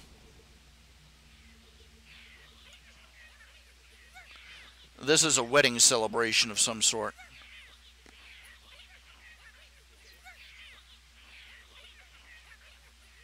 Yes, space kangaroo rabbit people. You got it right there.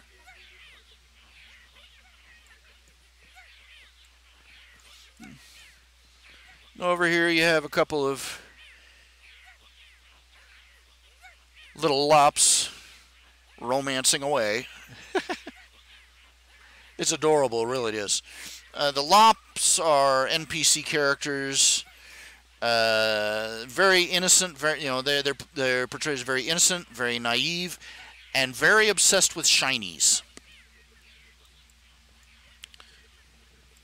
You see, this is the same size house lot, but with all different decorations. I got myself a garden here. I can grow. There are plants that I can grow and use.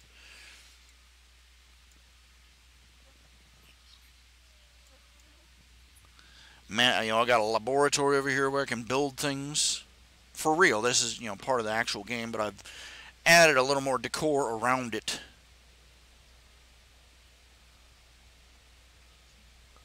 %, of this stuff is just me pushing things around. Ancient island hoot owl statue things.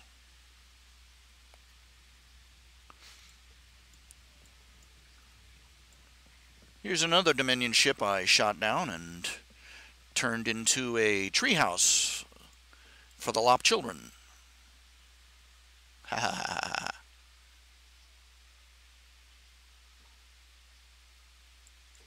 I'm big on backstory. What can I say? The walkways, everything. Look at there. I've got houses up in the trees. The trees themselves. I got these floating, glowing things. Mine. All of this, and this is nothing. You should see some of the things I've seen other players do that they just leave me with my jaw just flat on the floor. Now to show you how flexible it is, go back over to the house.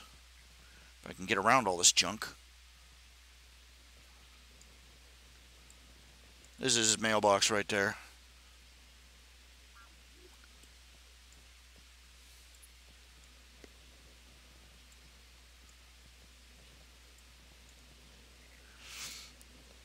And as a seasoned old truck, give it a minute. One of the little glitches they have is that when it rains outside, it takes a few seconds for the rain to stop indoors. Basically, entirely different engine. Look at that. Now you can see.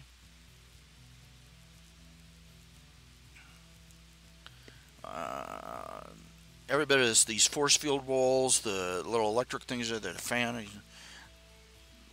Assembled it from different parts, and of course in this one the cockpit is down here on the main floor.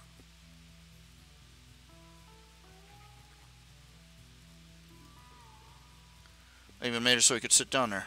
Yay. He's an old adventurer and he's got all sorts of crap over to check out the laundry.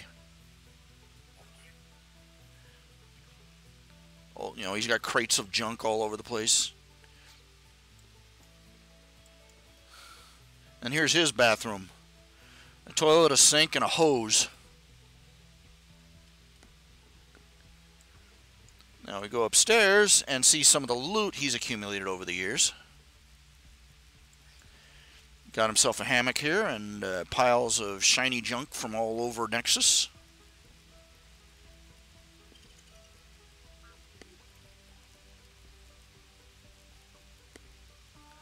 You would not believe how long it took to get those stupid stairs in the right position. And of course, he's very careful about how he stores his munitions. Landmines here, missiles over there. Oh, don't worry, the duct tape will hold.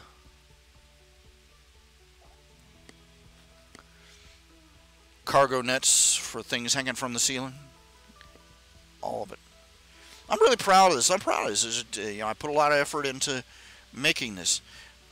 Now, I cannot begin to describe to you how amazing some of the things other people have done. Here, let me pull a random one up here.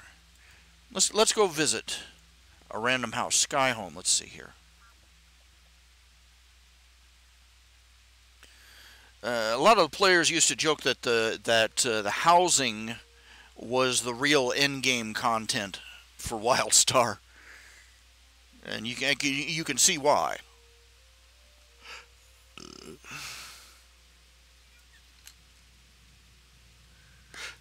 Somebody's made an undersea theme.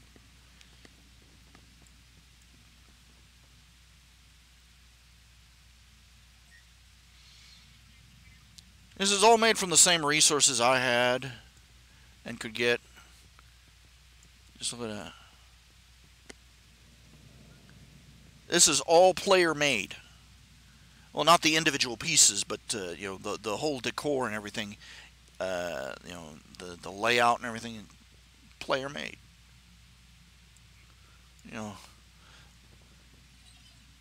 Welcome to Bikini Bottom.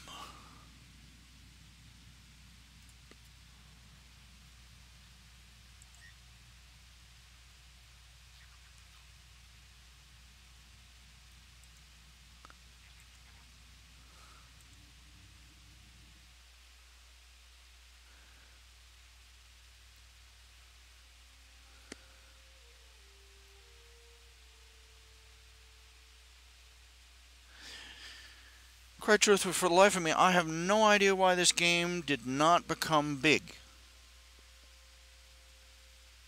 I could venture a lot of guesses.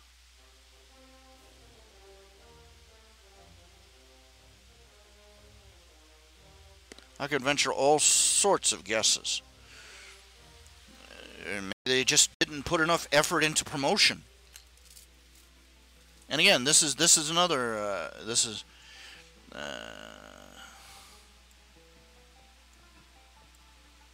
Somebody's made a pillow dream fantasy house. Look at this.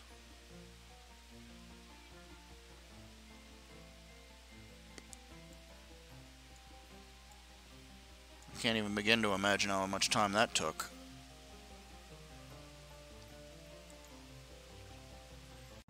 Teleport back to my house. Pity.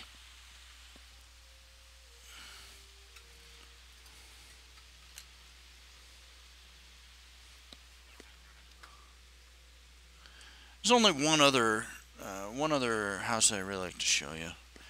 And that's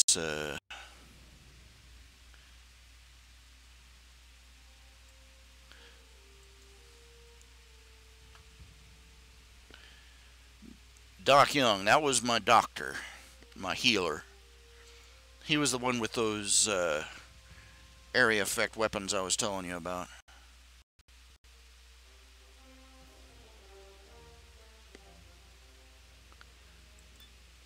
Now,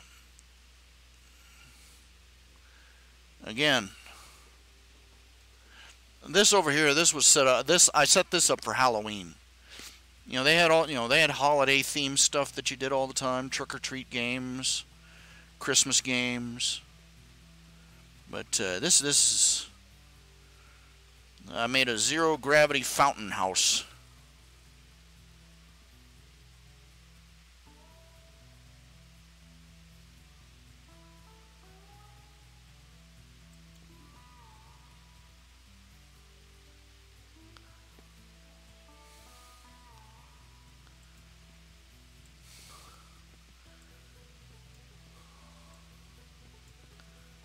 Here's a neat trick.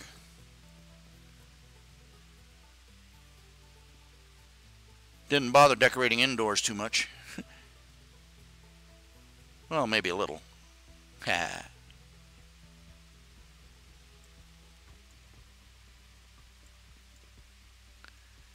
You had to stand in the right place to open the door. Let's see if I can find the door. Let's see if I care.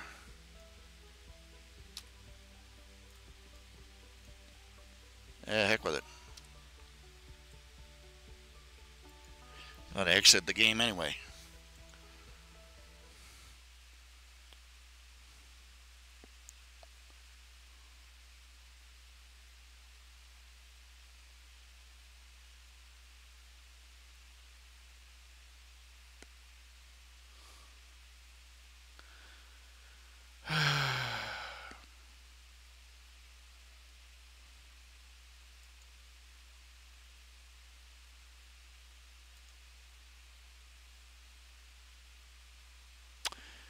And thus, another game fades away. This game had a lot. It had, more innovative style of play. It had, it had player housing that was a dream come true. They had, and a great sense of, hysterical sense of humor. Got a little grimdark the further along you went, though.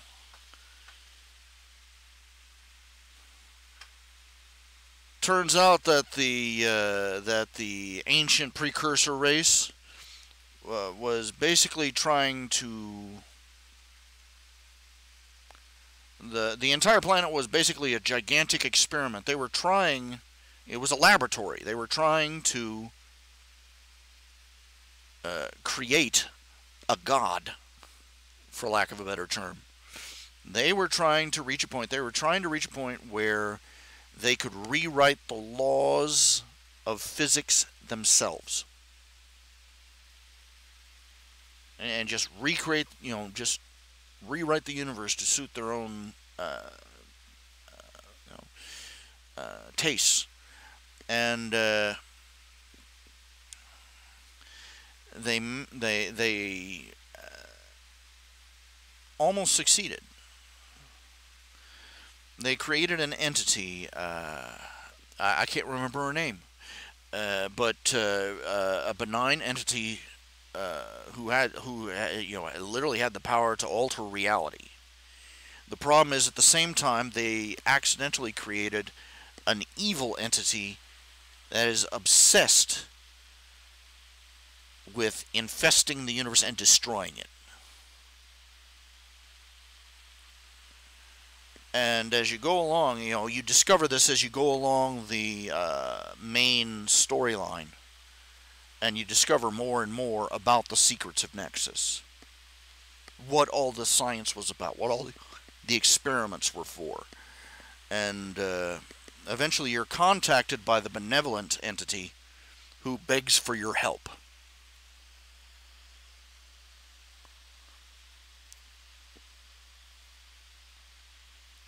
And it gets pretty horrifying as you go on. It turns out that the evil entity has released a plague. Think along the terms of the Thing from another planet. Is this vile-looking purple infestation that consumes and devours and turns everything into more of itself. And so you have to battle that too, and to top it all, if you find out the most recent discovery that I know of in the game is that you discovered that the two entities are one and the same. They're two spirits, but they are both trapped in the same body, and the body is trapped inside a titanic vault somewhere in the middle of the planet.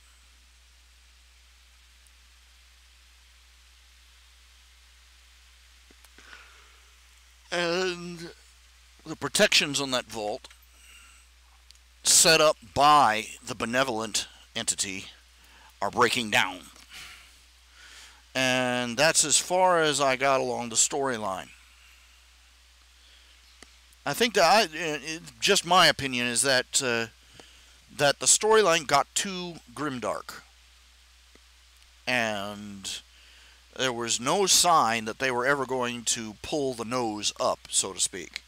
Now, World of Warcraft, they've had every update has been a new terrible threat that's going to devour the world, right? The Burning Crusade was the first invasion by the demon forces. The Wrath of the Lich King was about the frozen armies of the undead marching to take over the world. Cataclysm was about the giant dragon Deathwing unleashing apocalyptic catastrophes. And then there was the Warlords of Draenor.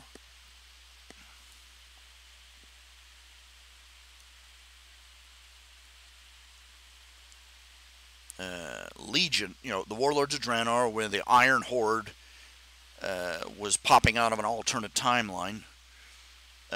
Legion, where the forces of evil that have been contributing to all these problems shows up, and you defeat the evil, the forces of evil once and for all. And now Battle for Azeroth, where the Horde and the Alliance are going at it hammer and tongs, while simultaneously trying to prevent the planet Azeroth from dying from a giant sword stuck through it. So, they've done some pretty, they've had some pretty grim stuff in the storyline there. But when in World of Warcraft, every crisis eventually ended. You eventually did beat Deathwing. You eventually did beat the Burning Crusade. You eventually did defeat the Iron Horde. You eventually, and so on and so forth.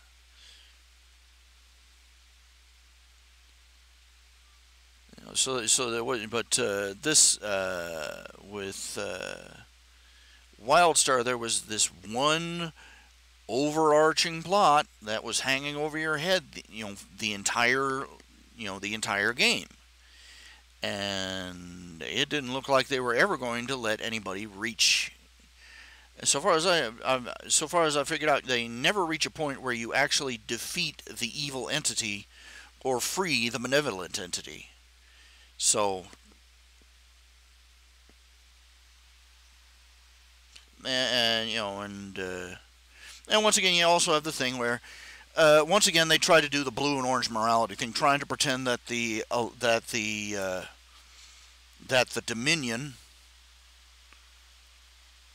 the Empire, basically the Empire and the Exiles, the plucky rebels, are morally equivalent. I get real tired of that when people play World of Warcraft. The Alliance, according to lore, the Alliance did some nasty things in the past too. Oh yeah, but the Horde keeps doing them. And a lot of the thing, pretty much everything the Alliance has done has been a desperate reaction to an invasion by an army of monsters that eat people.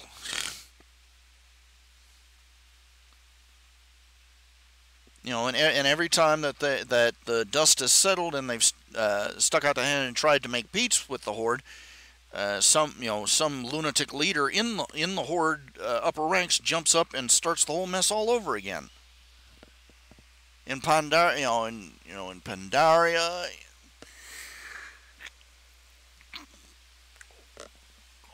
you know, it was Hellscream started it, and then the Iron Horde, and then, well, you get the idea.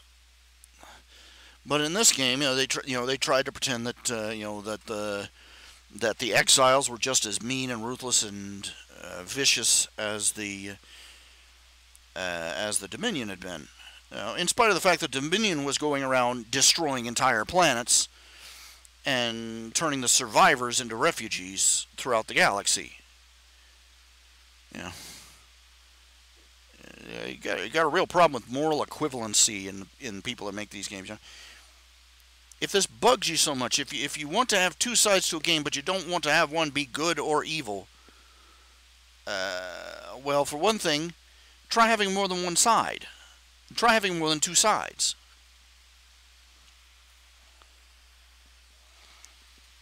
Realistically, the factions. There are so many different races in World of Warcraft, and they all have so many different, such varied motivations. They should not be dividing up into two sides. There should be at least 3 or 4 factions. I figure the humans and the dwarves, and the gnomes would be one. The night elves, the Tauren would be another. The nature lovers. The blood elves and the void. You got the blood elves, the moon elves, and the void elves now. They're basically all different variations of elf vampire.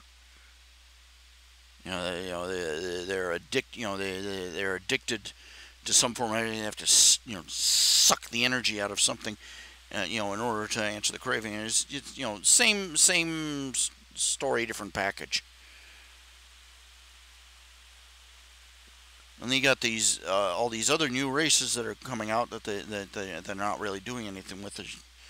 But anyway, my point is that they could you could divide up the game into 3 or 4 different factions, each with its own objectives and motivations, and it would work a lot better.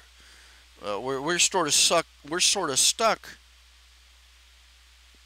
though with people. They want to have just two sides, and they never consider the fact that when you have just two sides, one of those sides is generally going to be wrong. And they try to ignore the fact that in all iterations of the game, it's the Horde that has been the aggressor.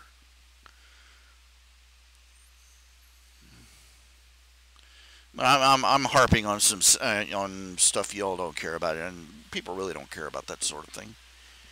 But it does sort of bug me. It still bugs me. I've harped on it before, and I'm sort of getting tired of listening to myself talk about it. Now, chew on a different topic for a little bit. Let's see here.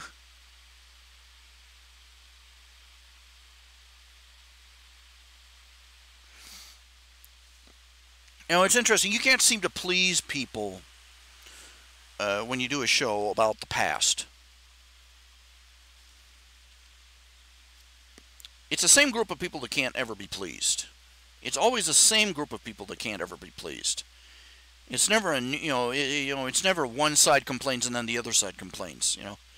It's always one. The social justice warriors. No matter how you do it, they're going to complain about it.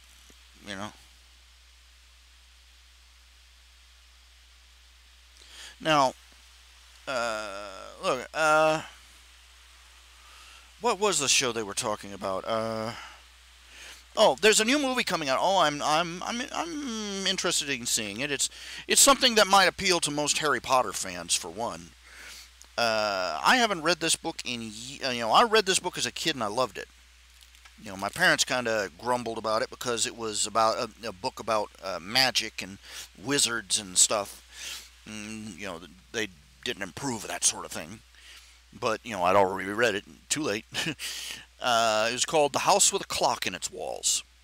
And it was an entire series of books. I've read 2 or 3 of them. Never got to read all of them.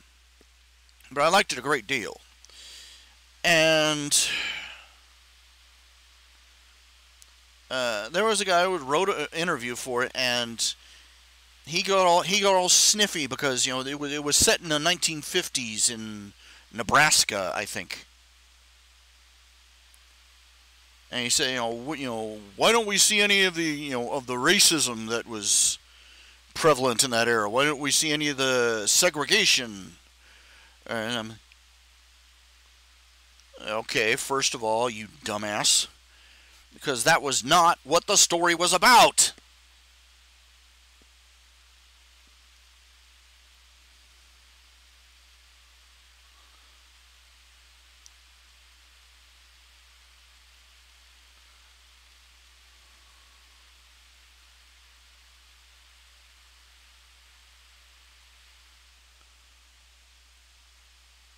It is about the segregation issues of pre-1960s America have about as much bearing on the story as whether or not Queen Elizabeth ate blueberry flapjacks that morning. You know, it's nonsense. It had nothing to do with the story.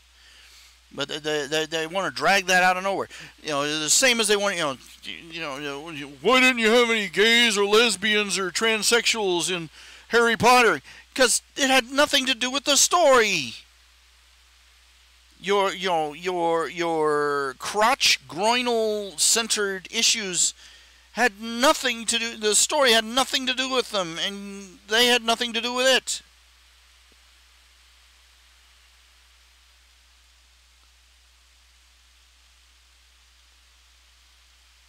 It was as irrelevant to the content of the story as things happening behind the Great Wall of China.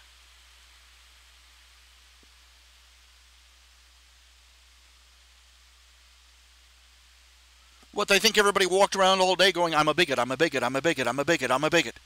You know? And all the black people walking around, we're oppressed, we're oppressed, we're oppressed, we're oppressed, we're oppressed.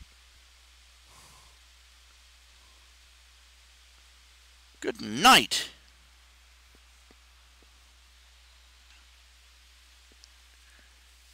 And at the same time, God help you. God help you if you bring out an old book or cartoon or TV show or something where somebody in the show expressed what is a currently politically incorrect attitude. You know, some of those old Bugs Bunny cartoons that had unflattering portrayals of the Chinese and of the Japanese and Germans during World War II. Imagine that.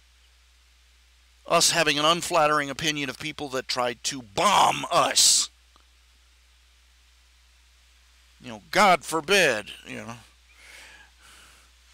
And you bring that out and just the usual suspects just about blow out their Pampers.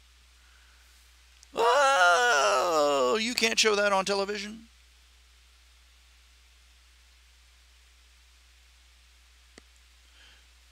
At the same time, they come around, they try and make a big racist issue out. Well, let's take Lovecraft. Okay, he was a nut. He had serious mental problems. He really did.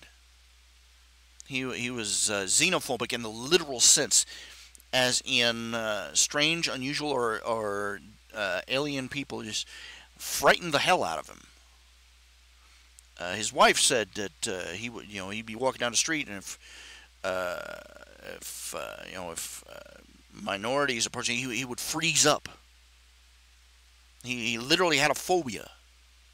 He was that many. You know, he also had some serious issues about other things too, like seafood. No, I'm not making that up as a joke. That's where most of his story content came from. And you bring out a book. You know, if you're into Lovecraft, you bring out a book. Oh, these are really good horror stories.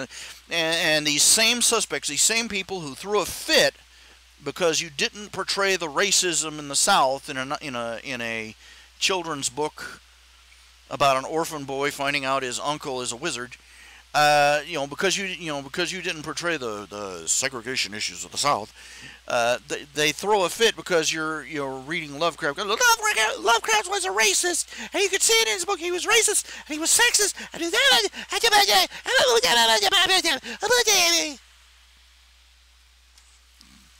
just want to give him a smack.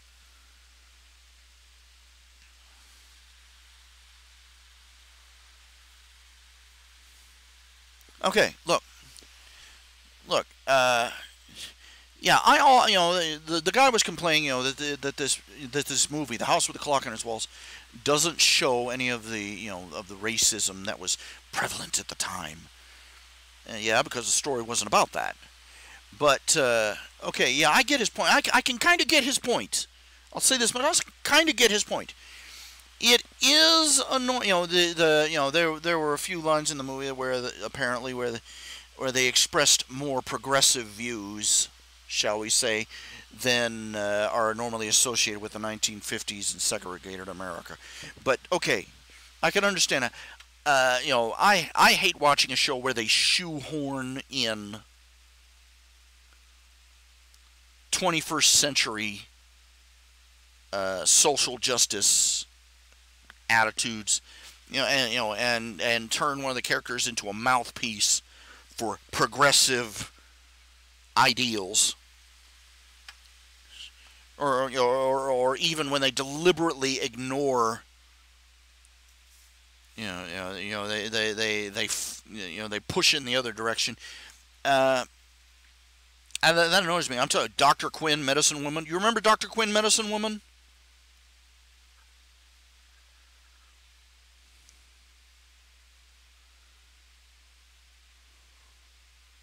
Dr. Quinn, Medicine Woman, she was so lefty progressive she was voting for Hillary Clinton 100 years before she was born. That's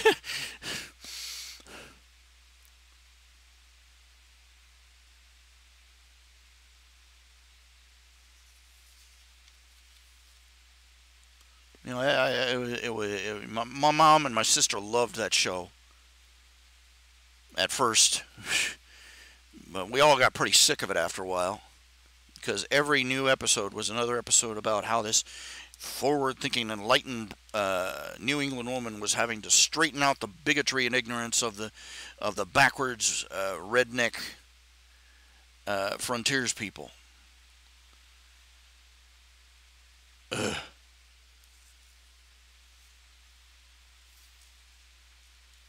Remember when they had that Deanna Troi from Star Trek? She did a guest star appearance on that. She was a leper. She had leprosy, and she came through time, and nobody wanted anything to do with her.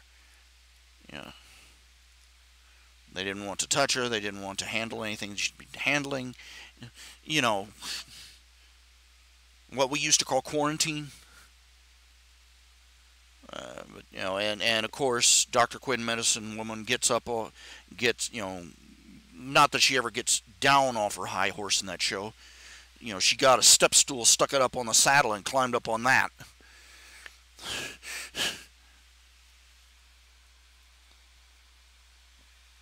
And she, lectures the entire town, and they're all portrayed as religious, bigoted ignorance. And of course the black woman in the community is a church-going black woman.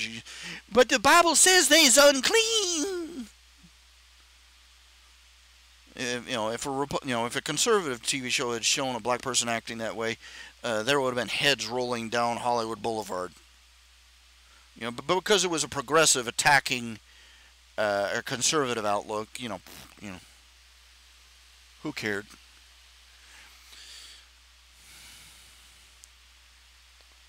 It was cloying. It was annoying. It was ignorant as all get out. It was insulting. Yeah, so I get the guy's point.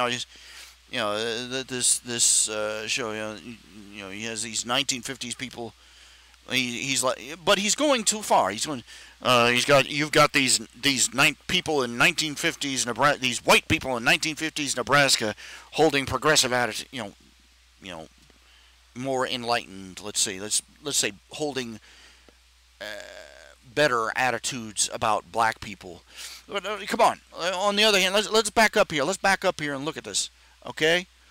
Not everybody born before 1960 was a racist. Okay?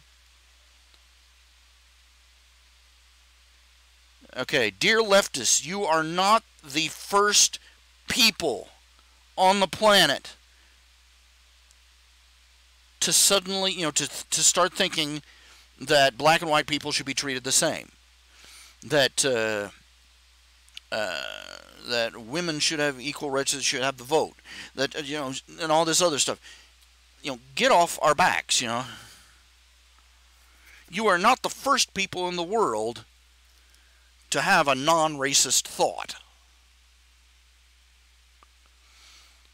You got leftists are going around acting as if, the day the ball, December 31st, they're acting like December 31st the ball dropped on 1969.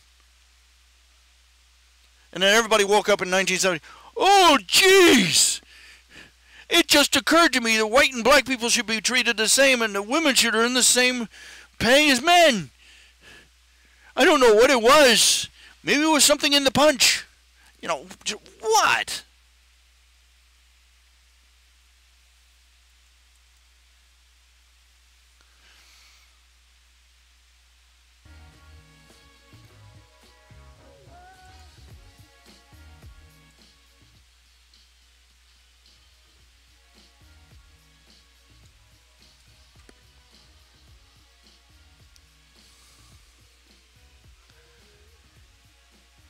Your generation is not the first generation to think these things, okay?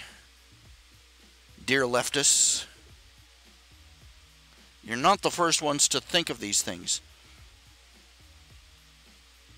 That's the one thing that I think needs to be pounded into the heads of everybody below the age of 50 in this country, I swear.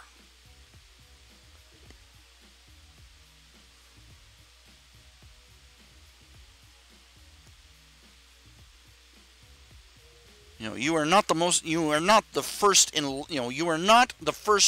generation to walk the planet to think that people should be treated the same regardless of their skin color. You're not the first people on the planet to walk the surface of the planet thinking that women should be treated with respect. You're not the first people to think that the vote should be an equal right for everyone. You're not the first people to come up with this crap. You're also not the first people to think that socialism is a nifty idea either. You're not the first people to come up with Marxism. You're not the first people to come up with the idea of government-funded medicine, which is another way of saying government steals money from the people and stuffs it into a government hospital. No, you're not the first people thinking this. This is the litany. This is a mantra that should be taught to every child. It goes through. You're not the first people to think of it. Line 1. You're not the first people to think of it. Line 2. We've tried it before. Line 3. It costs the world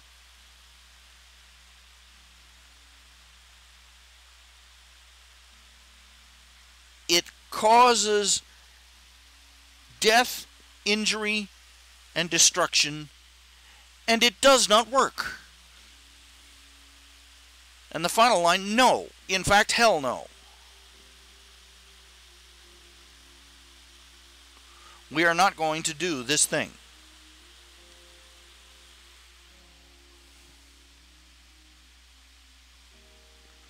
Dear leftists, repeat after me. We are not the first people to think of this. People have tried it before. It killed people, destroyed property, and did not work. No, we are not going to do this again.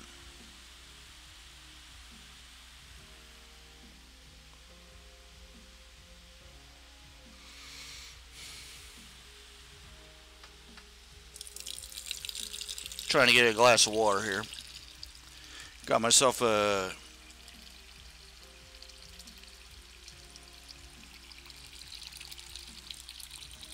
what is it? 3 gallons, 4 gallons.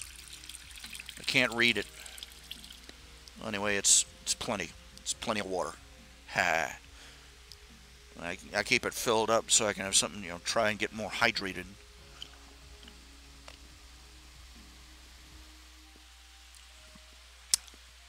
I think I figured out why I've been so depressed lately, and why I've been so sluggish and lethargic and sleeping all the time. I'm still pretty run down.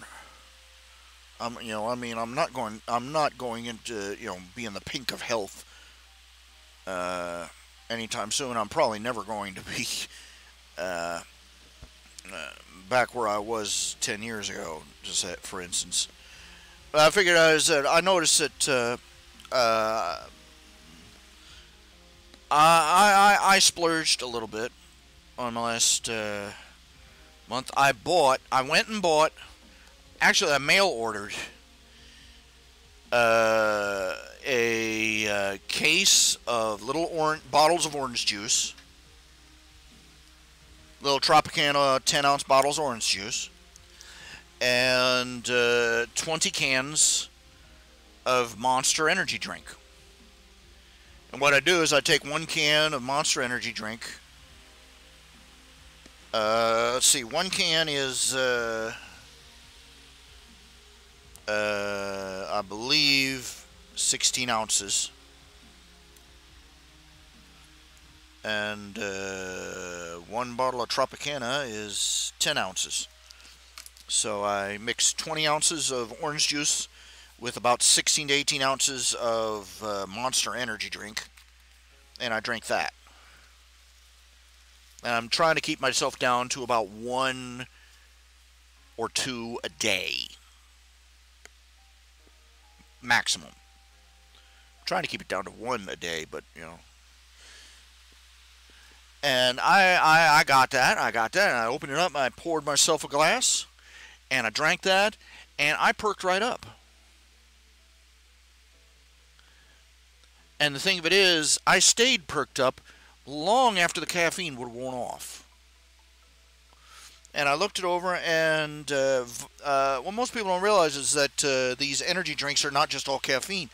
They got vitamin B in them. Vitamin B3, vitamin B6, and vitamin B12.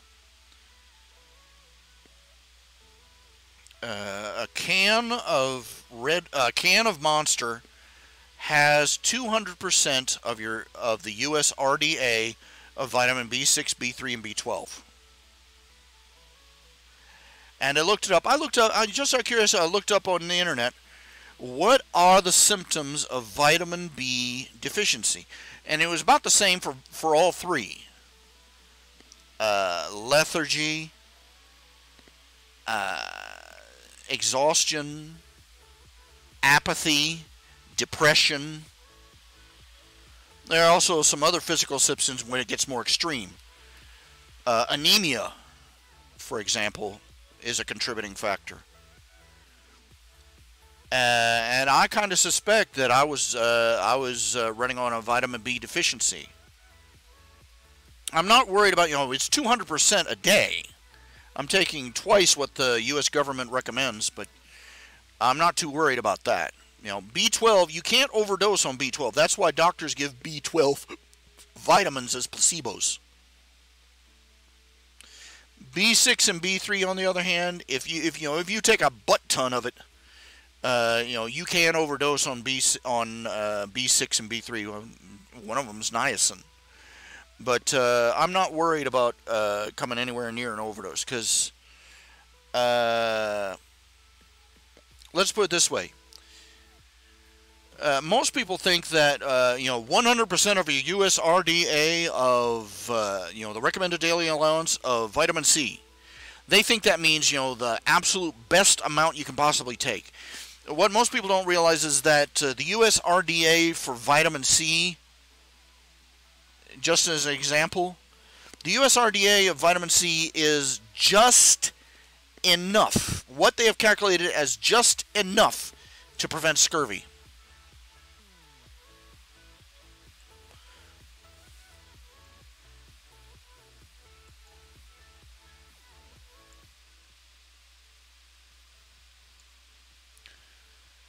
So, 200. I'm fairly confident that the U.S. government, considering that doctors will prescribe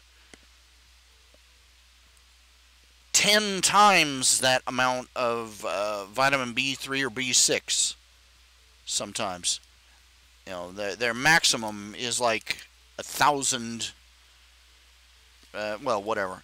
You know, I'm fairly confident that the U.S. Federal Food and Drug Administration is lowballing when they estimate the U.S. RDAs.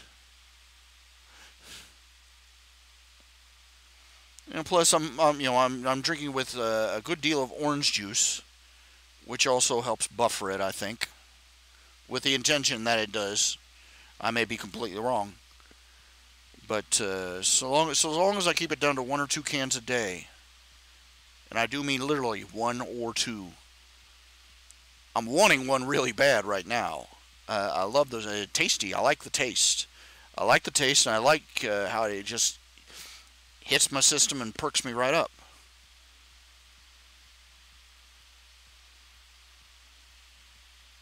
And I like the fact that the B12 seems to be helping me.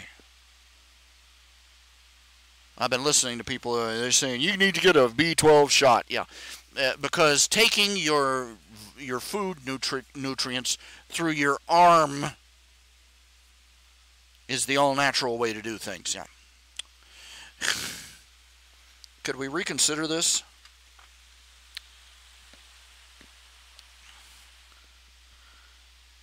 Let's say more dairy, more eggs, and more fish for more B vitamins.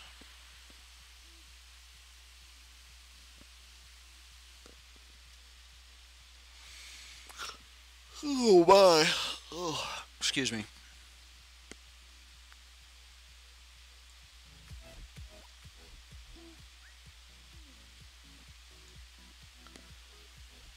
Dum dum dum dum dum dum dum dum.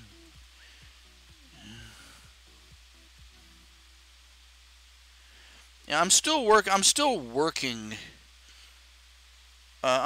on all my fan fictions. It's just, I'm puttering along. It's supposed to be a hobby. It's supposed to be. If it starts becoming a job to write fan fiction, I don't know what I'm going to do. You know, what am I supposed to do to unwind? You know, I've seen too many fan fiction writers. They just keel over. You know, they get sick of a story because, I'm still working on Warcraft. I'm still working on all the stories. I really wish I had more self-discipline and not going and starting more and more things. So, need to cut back on that kind of crap.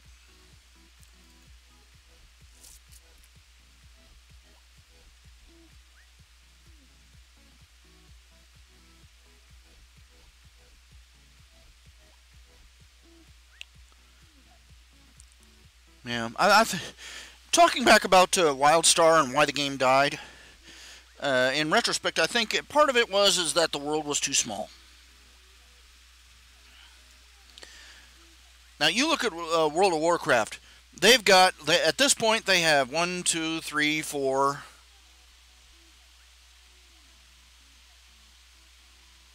continents in that game, and 2 island clusters. And they got this absolutely huge world with, it just goes on for ages,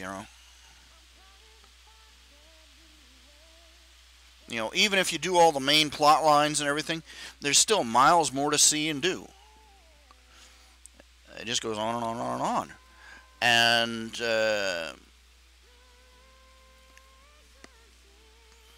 Once you got used to WildStar, it became very obvious that the world just wasn't as vast and sweeping.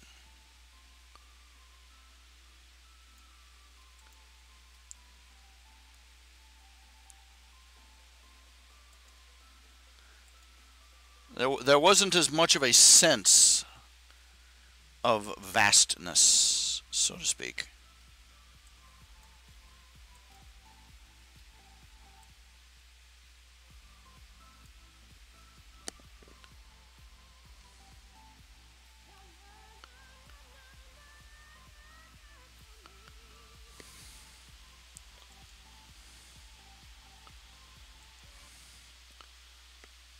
It was a beautifully designed game.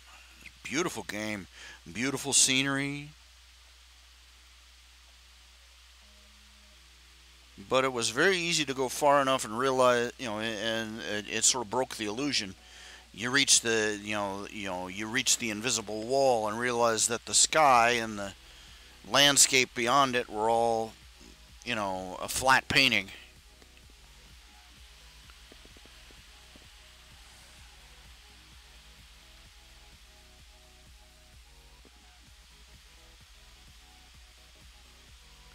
Kind of broke the illusion to realize you were in, what you thought was a huge, a huge chunk of terrain was actually just a small little bowl with a rim of mountains around it to keep you in.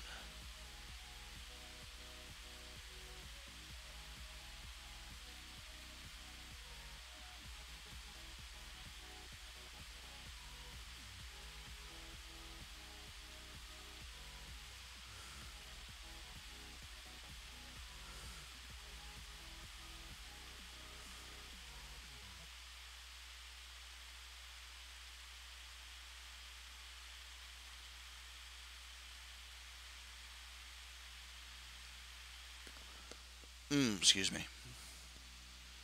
Drowsy. Sort of lost my train of thought, too.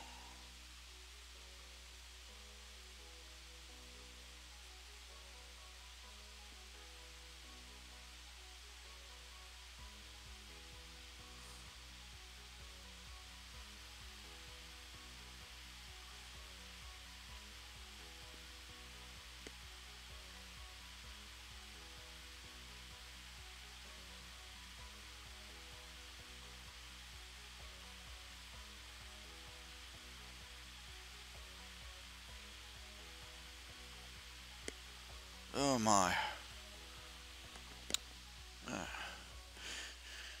Danger of dozing off here. Long day. Probably going to be an early night.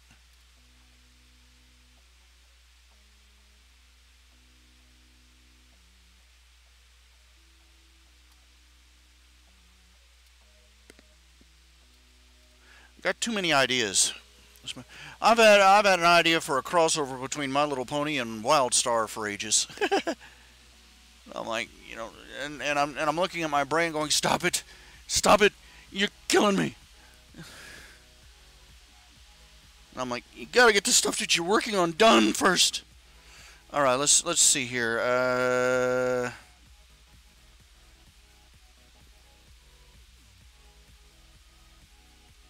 If I tamper with this, if I go picking at this anymore, it's going to get messed up. So I'm thinking.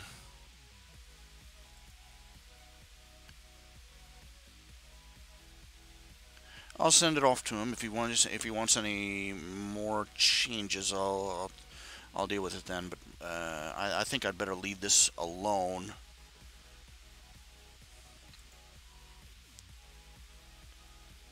Send it off to him.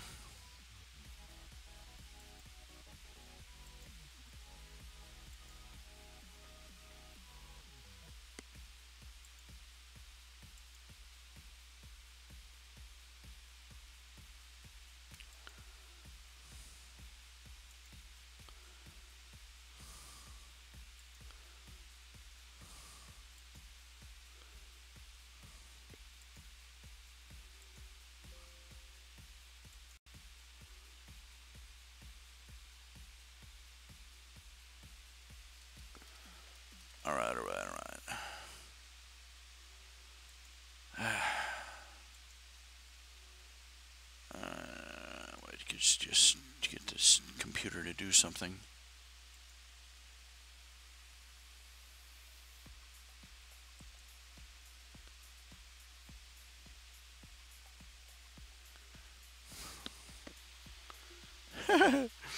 I remember. I just don't know what I'm. If the leftists really try and go off the rails like they keep blabbering about.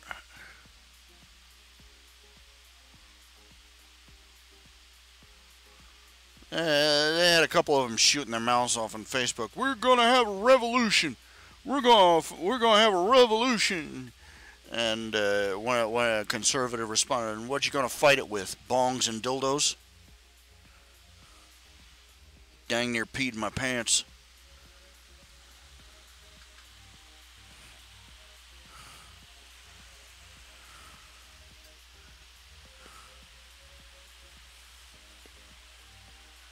Bongs, dildos, and clip-on hair buns.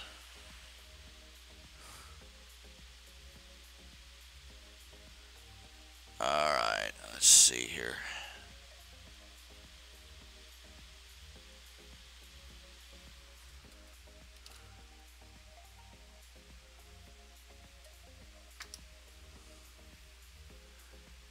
Got it. Whew. Send that picture out. It's a single commission for Tobias Brown.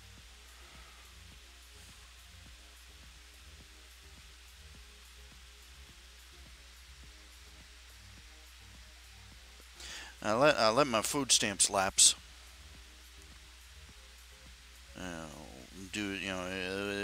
Running back and forth with the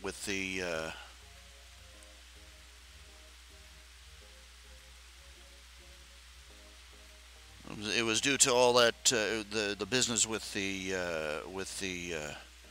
GoFundMe campaign, and they wanted me to present proof of what the money was spent on, and by the time I got it all, by the time I got the information back together and got it correctly printed out and everything, and I had to wait for the checks to be cashed, among other things, before I could prove it. I couldn't think of it. And by that time it had lapsed. And I've been debating on whether or not to go back to them. My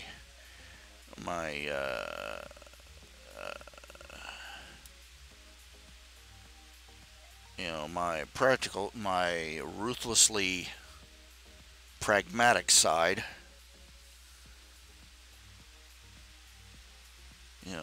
is going, if they're offering government money and handouts, go ahead and grab it.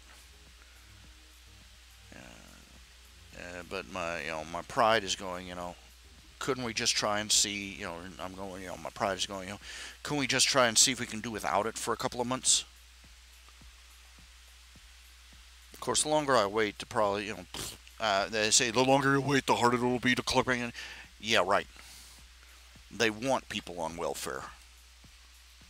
Well, this is the truth. They want people on welfare. They want people on food stamps and welfare and all these other things because it gives them a degree of control.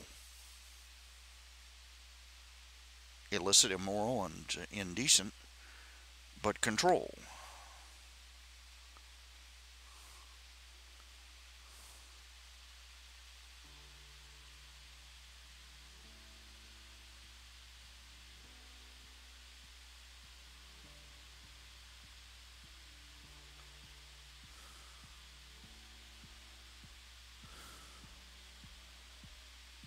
I really do want to, but I'm listening to my pride for now, trying to do without it. See if I can't learn to do without. But I suspect I'm going to cave pretty quick because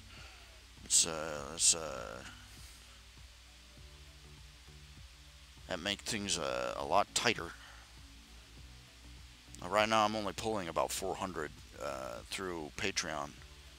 It's 400 more than I deserve. I'll be honest. I do not. I need to update more often. I need to do more work, and I need to get the work I owe people out there and done. But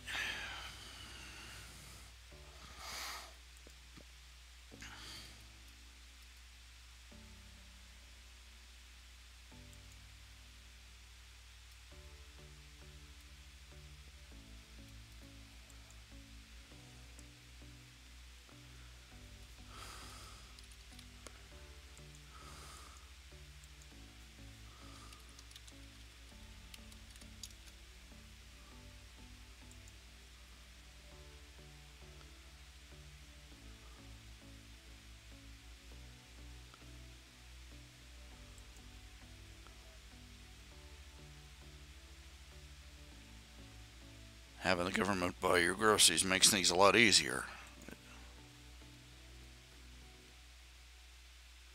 Won't lie.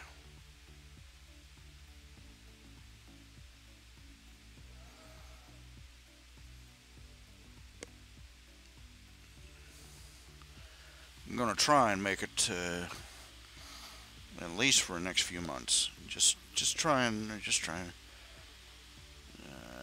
I'm gonna learn to hate my own cooking again. But not really. It's just it's what I was doing anyway. But just you got to pinch a little bit more on what ingredients you use.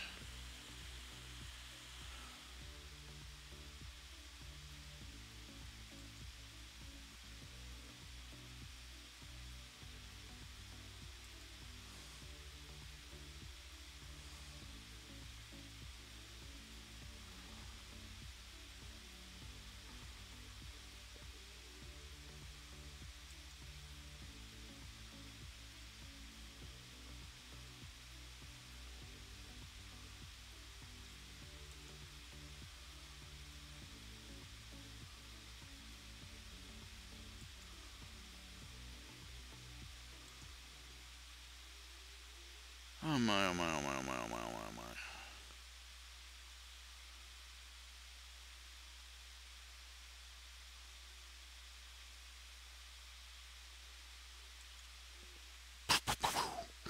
my.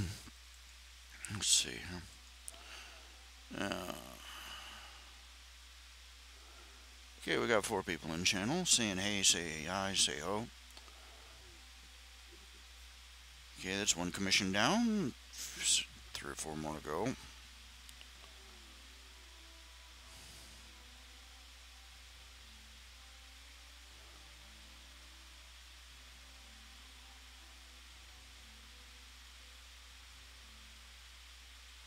Yeah. Heard one. This actually happened. This actually happened. There's a. I forget where the zoo was. It was in England someplace. It was probably in London. Everything happens in London. Well, anyway, this zoo, the local zoo, they were sad to hear that they had an old gentleman that took the tickets at their parking space. You know, they had a parking lot, and this old gentleman who he'd been working there for 20 years. You know, he'd been very friendly, greeted everybody with a smile, and very polite and everything. When he took their money and gave them their parking pass. And then one day he called in and he quit, and he never showed up again. And the people running, the people running the zoo were very sad to see him go. They called up City Hall and said, what do we do for, we need you to send us somebody new to replace this guy. In fact, we don't know where he is anymore. He just stopped, he just gone, He stopped showing up, and the people at City Hall said, well, wait a minute, that's not our job. It's the zoo's responsibility to hire somebody to handle their parking. And they went back and forth and looked it over. They'd never hired the guy.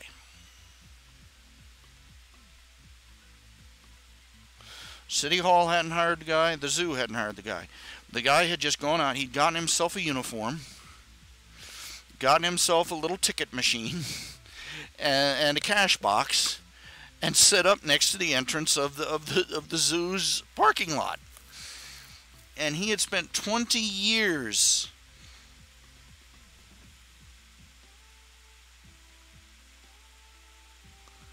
selling ticket passes to people who didn't even need them. And they estimate he pulled in at least, well, this was in British pounds, but they said it was, I think, the equivalent of, on average, $200 or $300 a day for 20 years. They say when he finally bolted and ran off for wherever he went, they don't know where he went. He just stopped showing up and left the country, apparently, with the equivalent in British pounds of $7 million in his back pocket at their best estimate. That's what you call commitment to a plan. I'm amazed the government didn't track him down and try to hire him.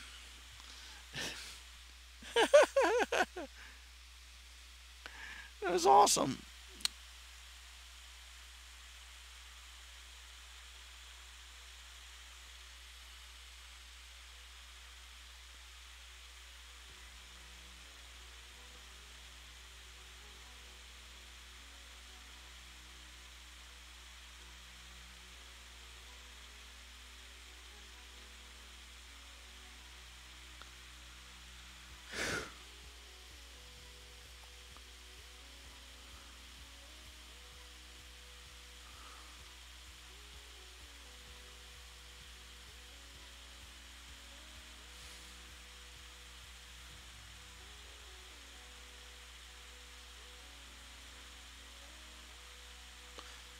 I need to get some ice trays. Don't have an ice machine. Don't have ice trays, don't have an ice machine.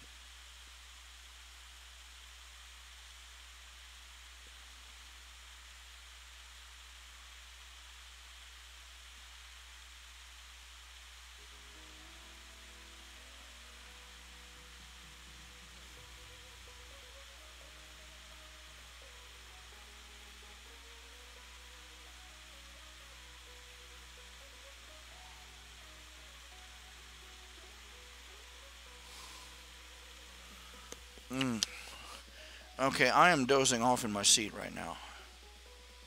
It's been about 3 hours, about 2:48. So I'm going to go ahead and call it a night. You all have yourselves a good night, alright? And I will try and get more of these commissions done and out to y'all. And, well, I'll try and do the show again tomorrow night and pick up the next commission that needs to be done. I believe that is for Daniel Meyer. He has got 4 strips that I owe him. Well, either 3 or 4, one of the two. And now I'm going to be trying to get those cracked out. All I've got is pencil sketches. So I will see you all later. Y'all take care and y'all have a good night. Come on, computer. I'm trying to stop the darn thing and it won't stop. Okay, stop streaming. There we go.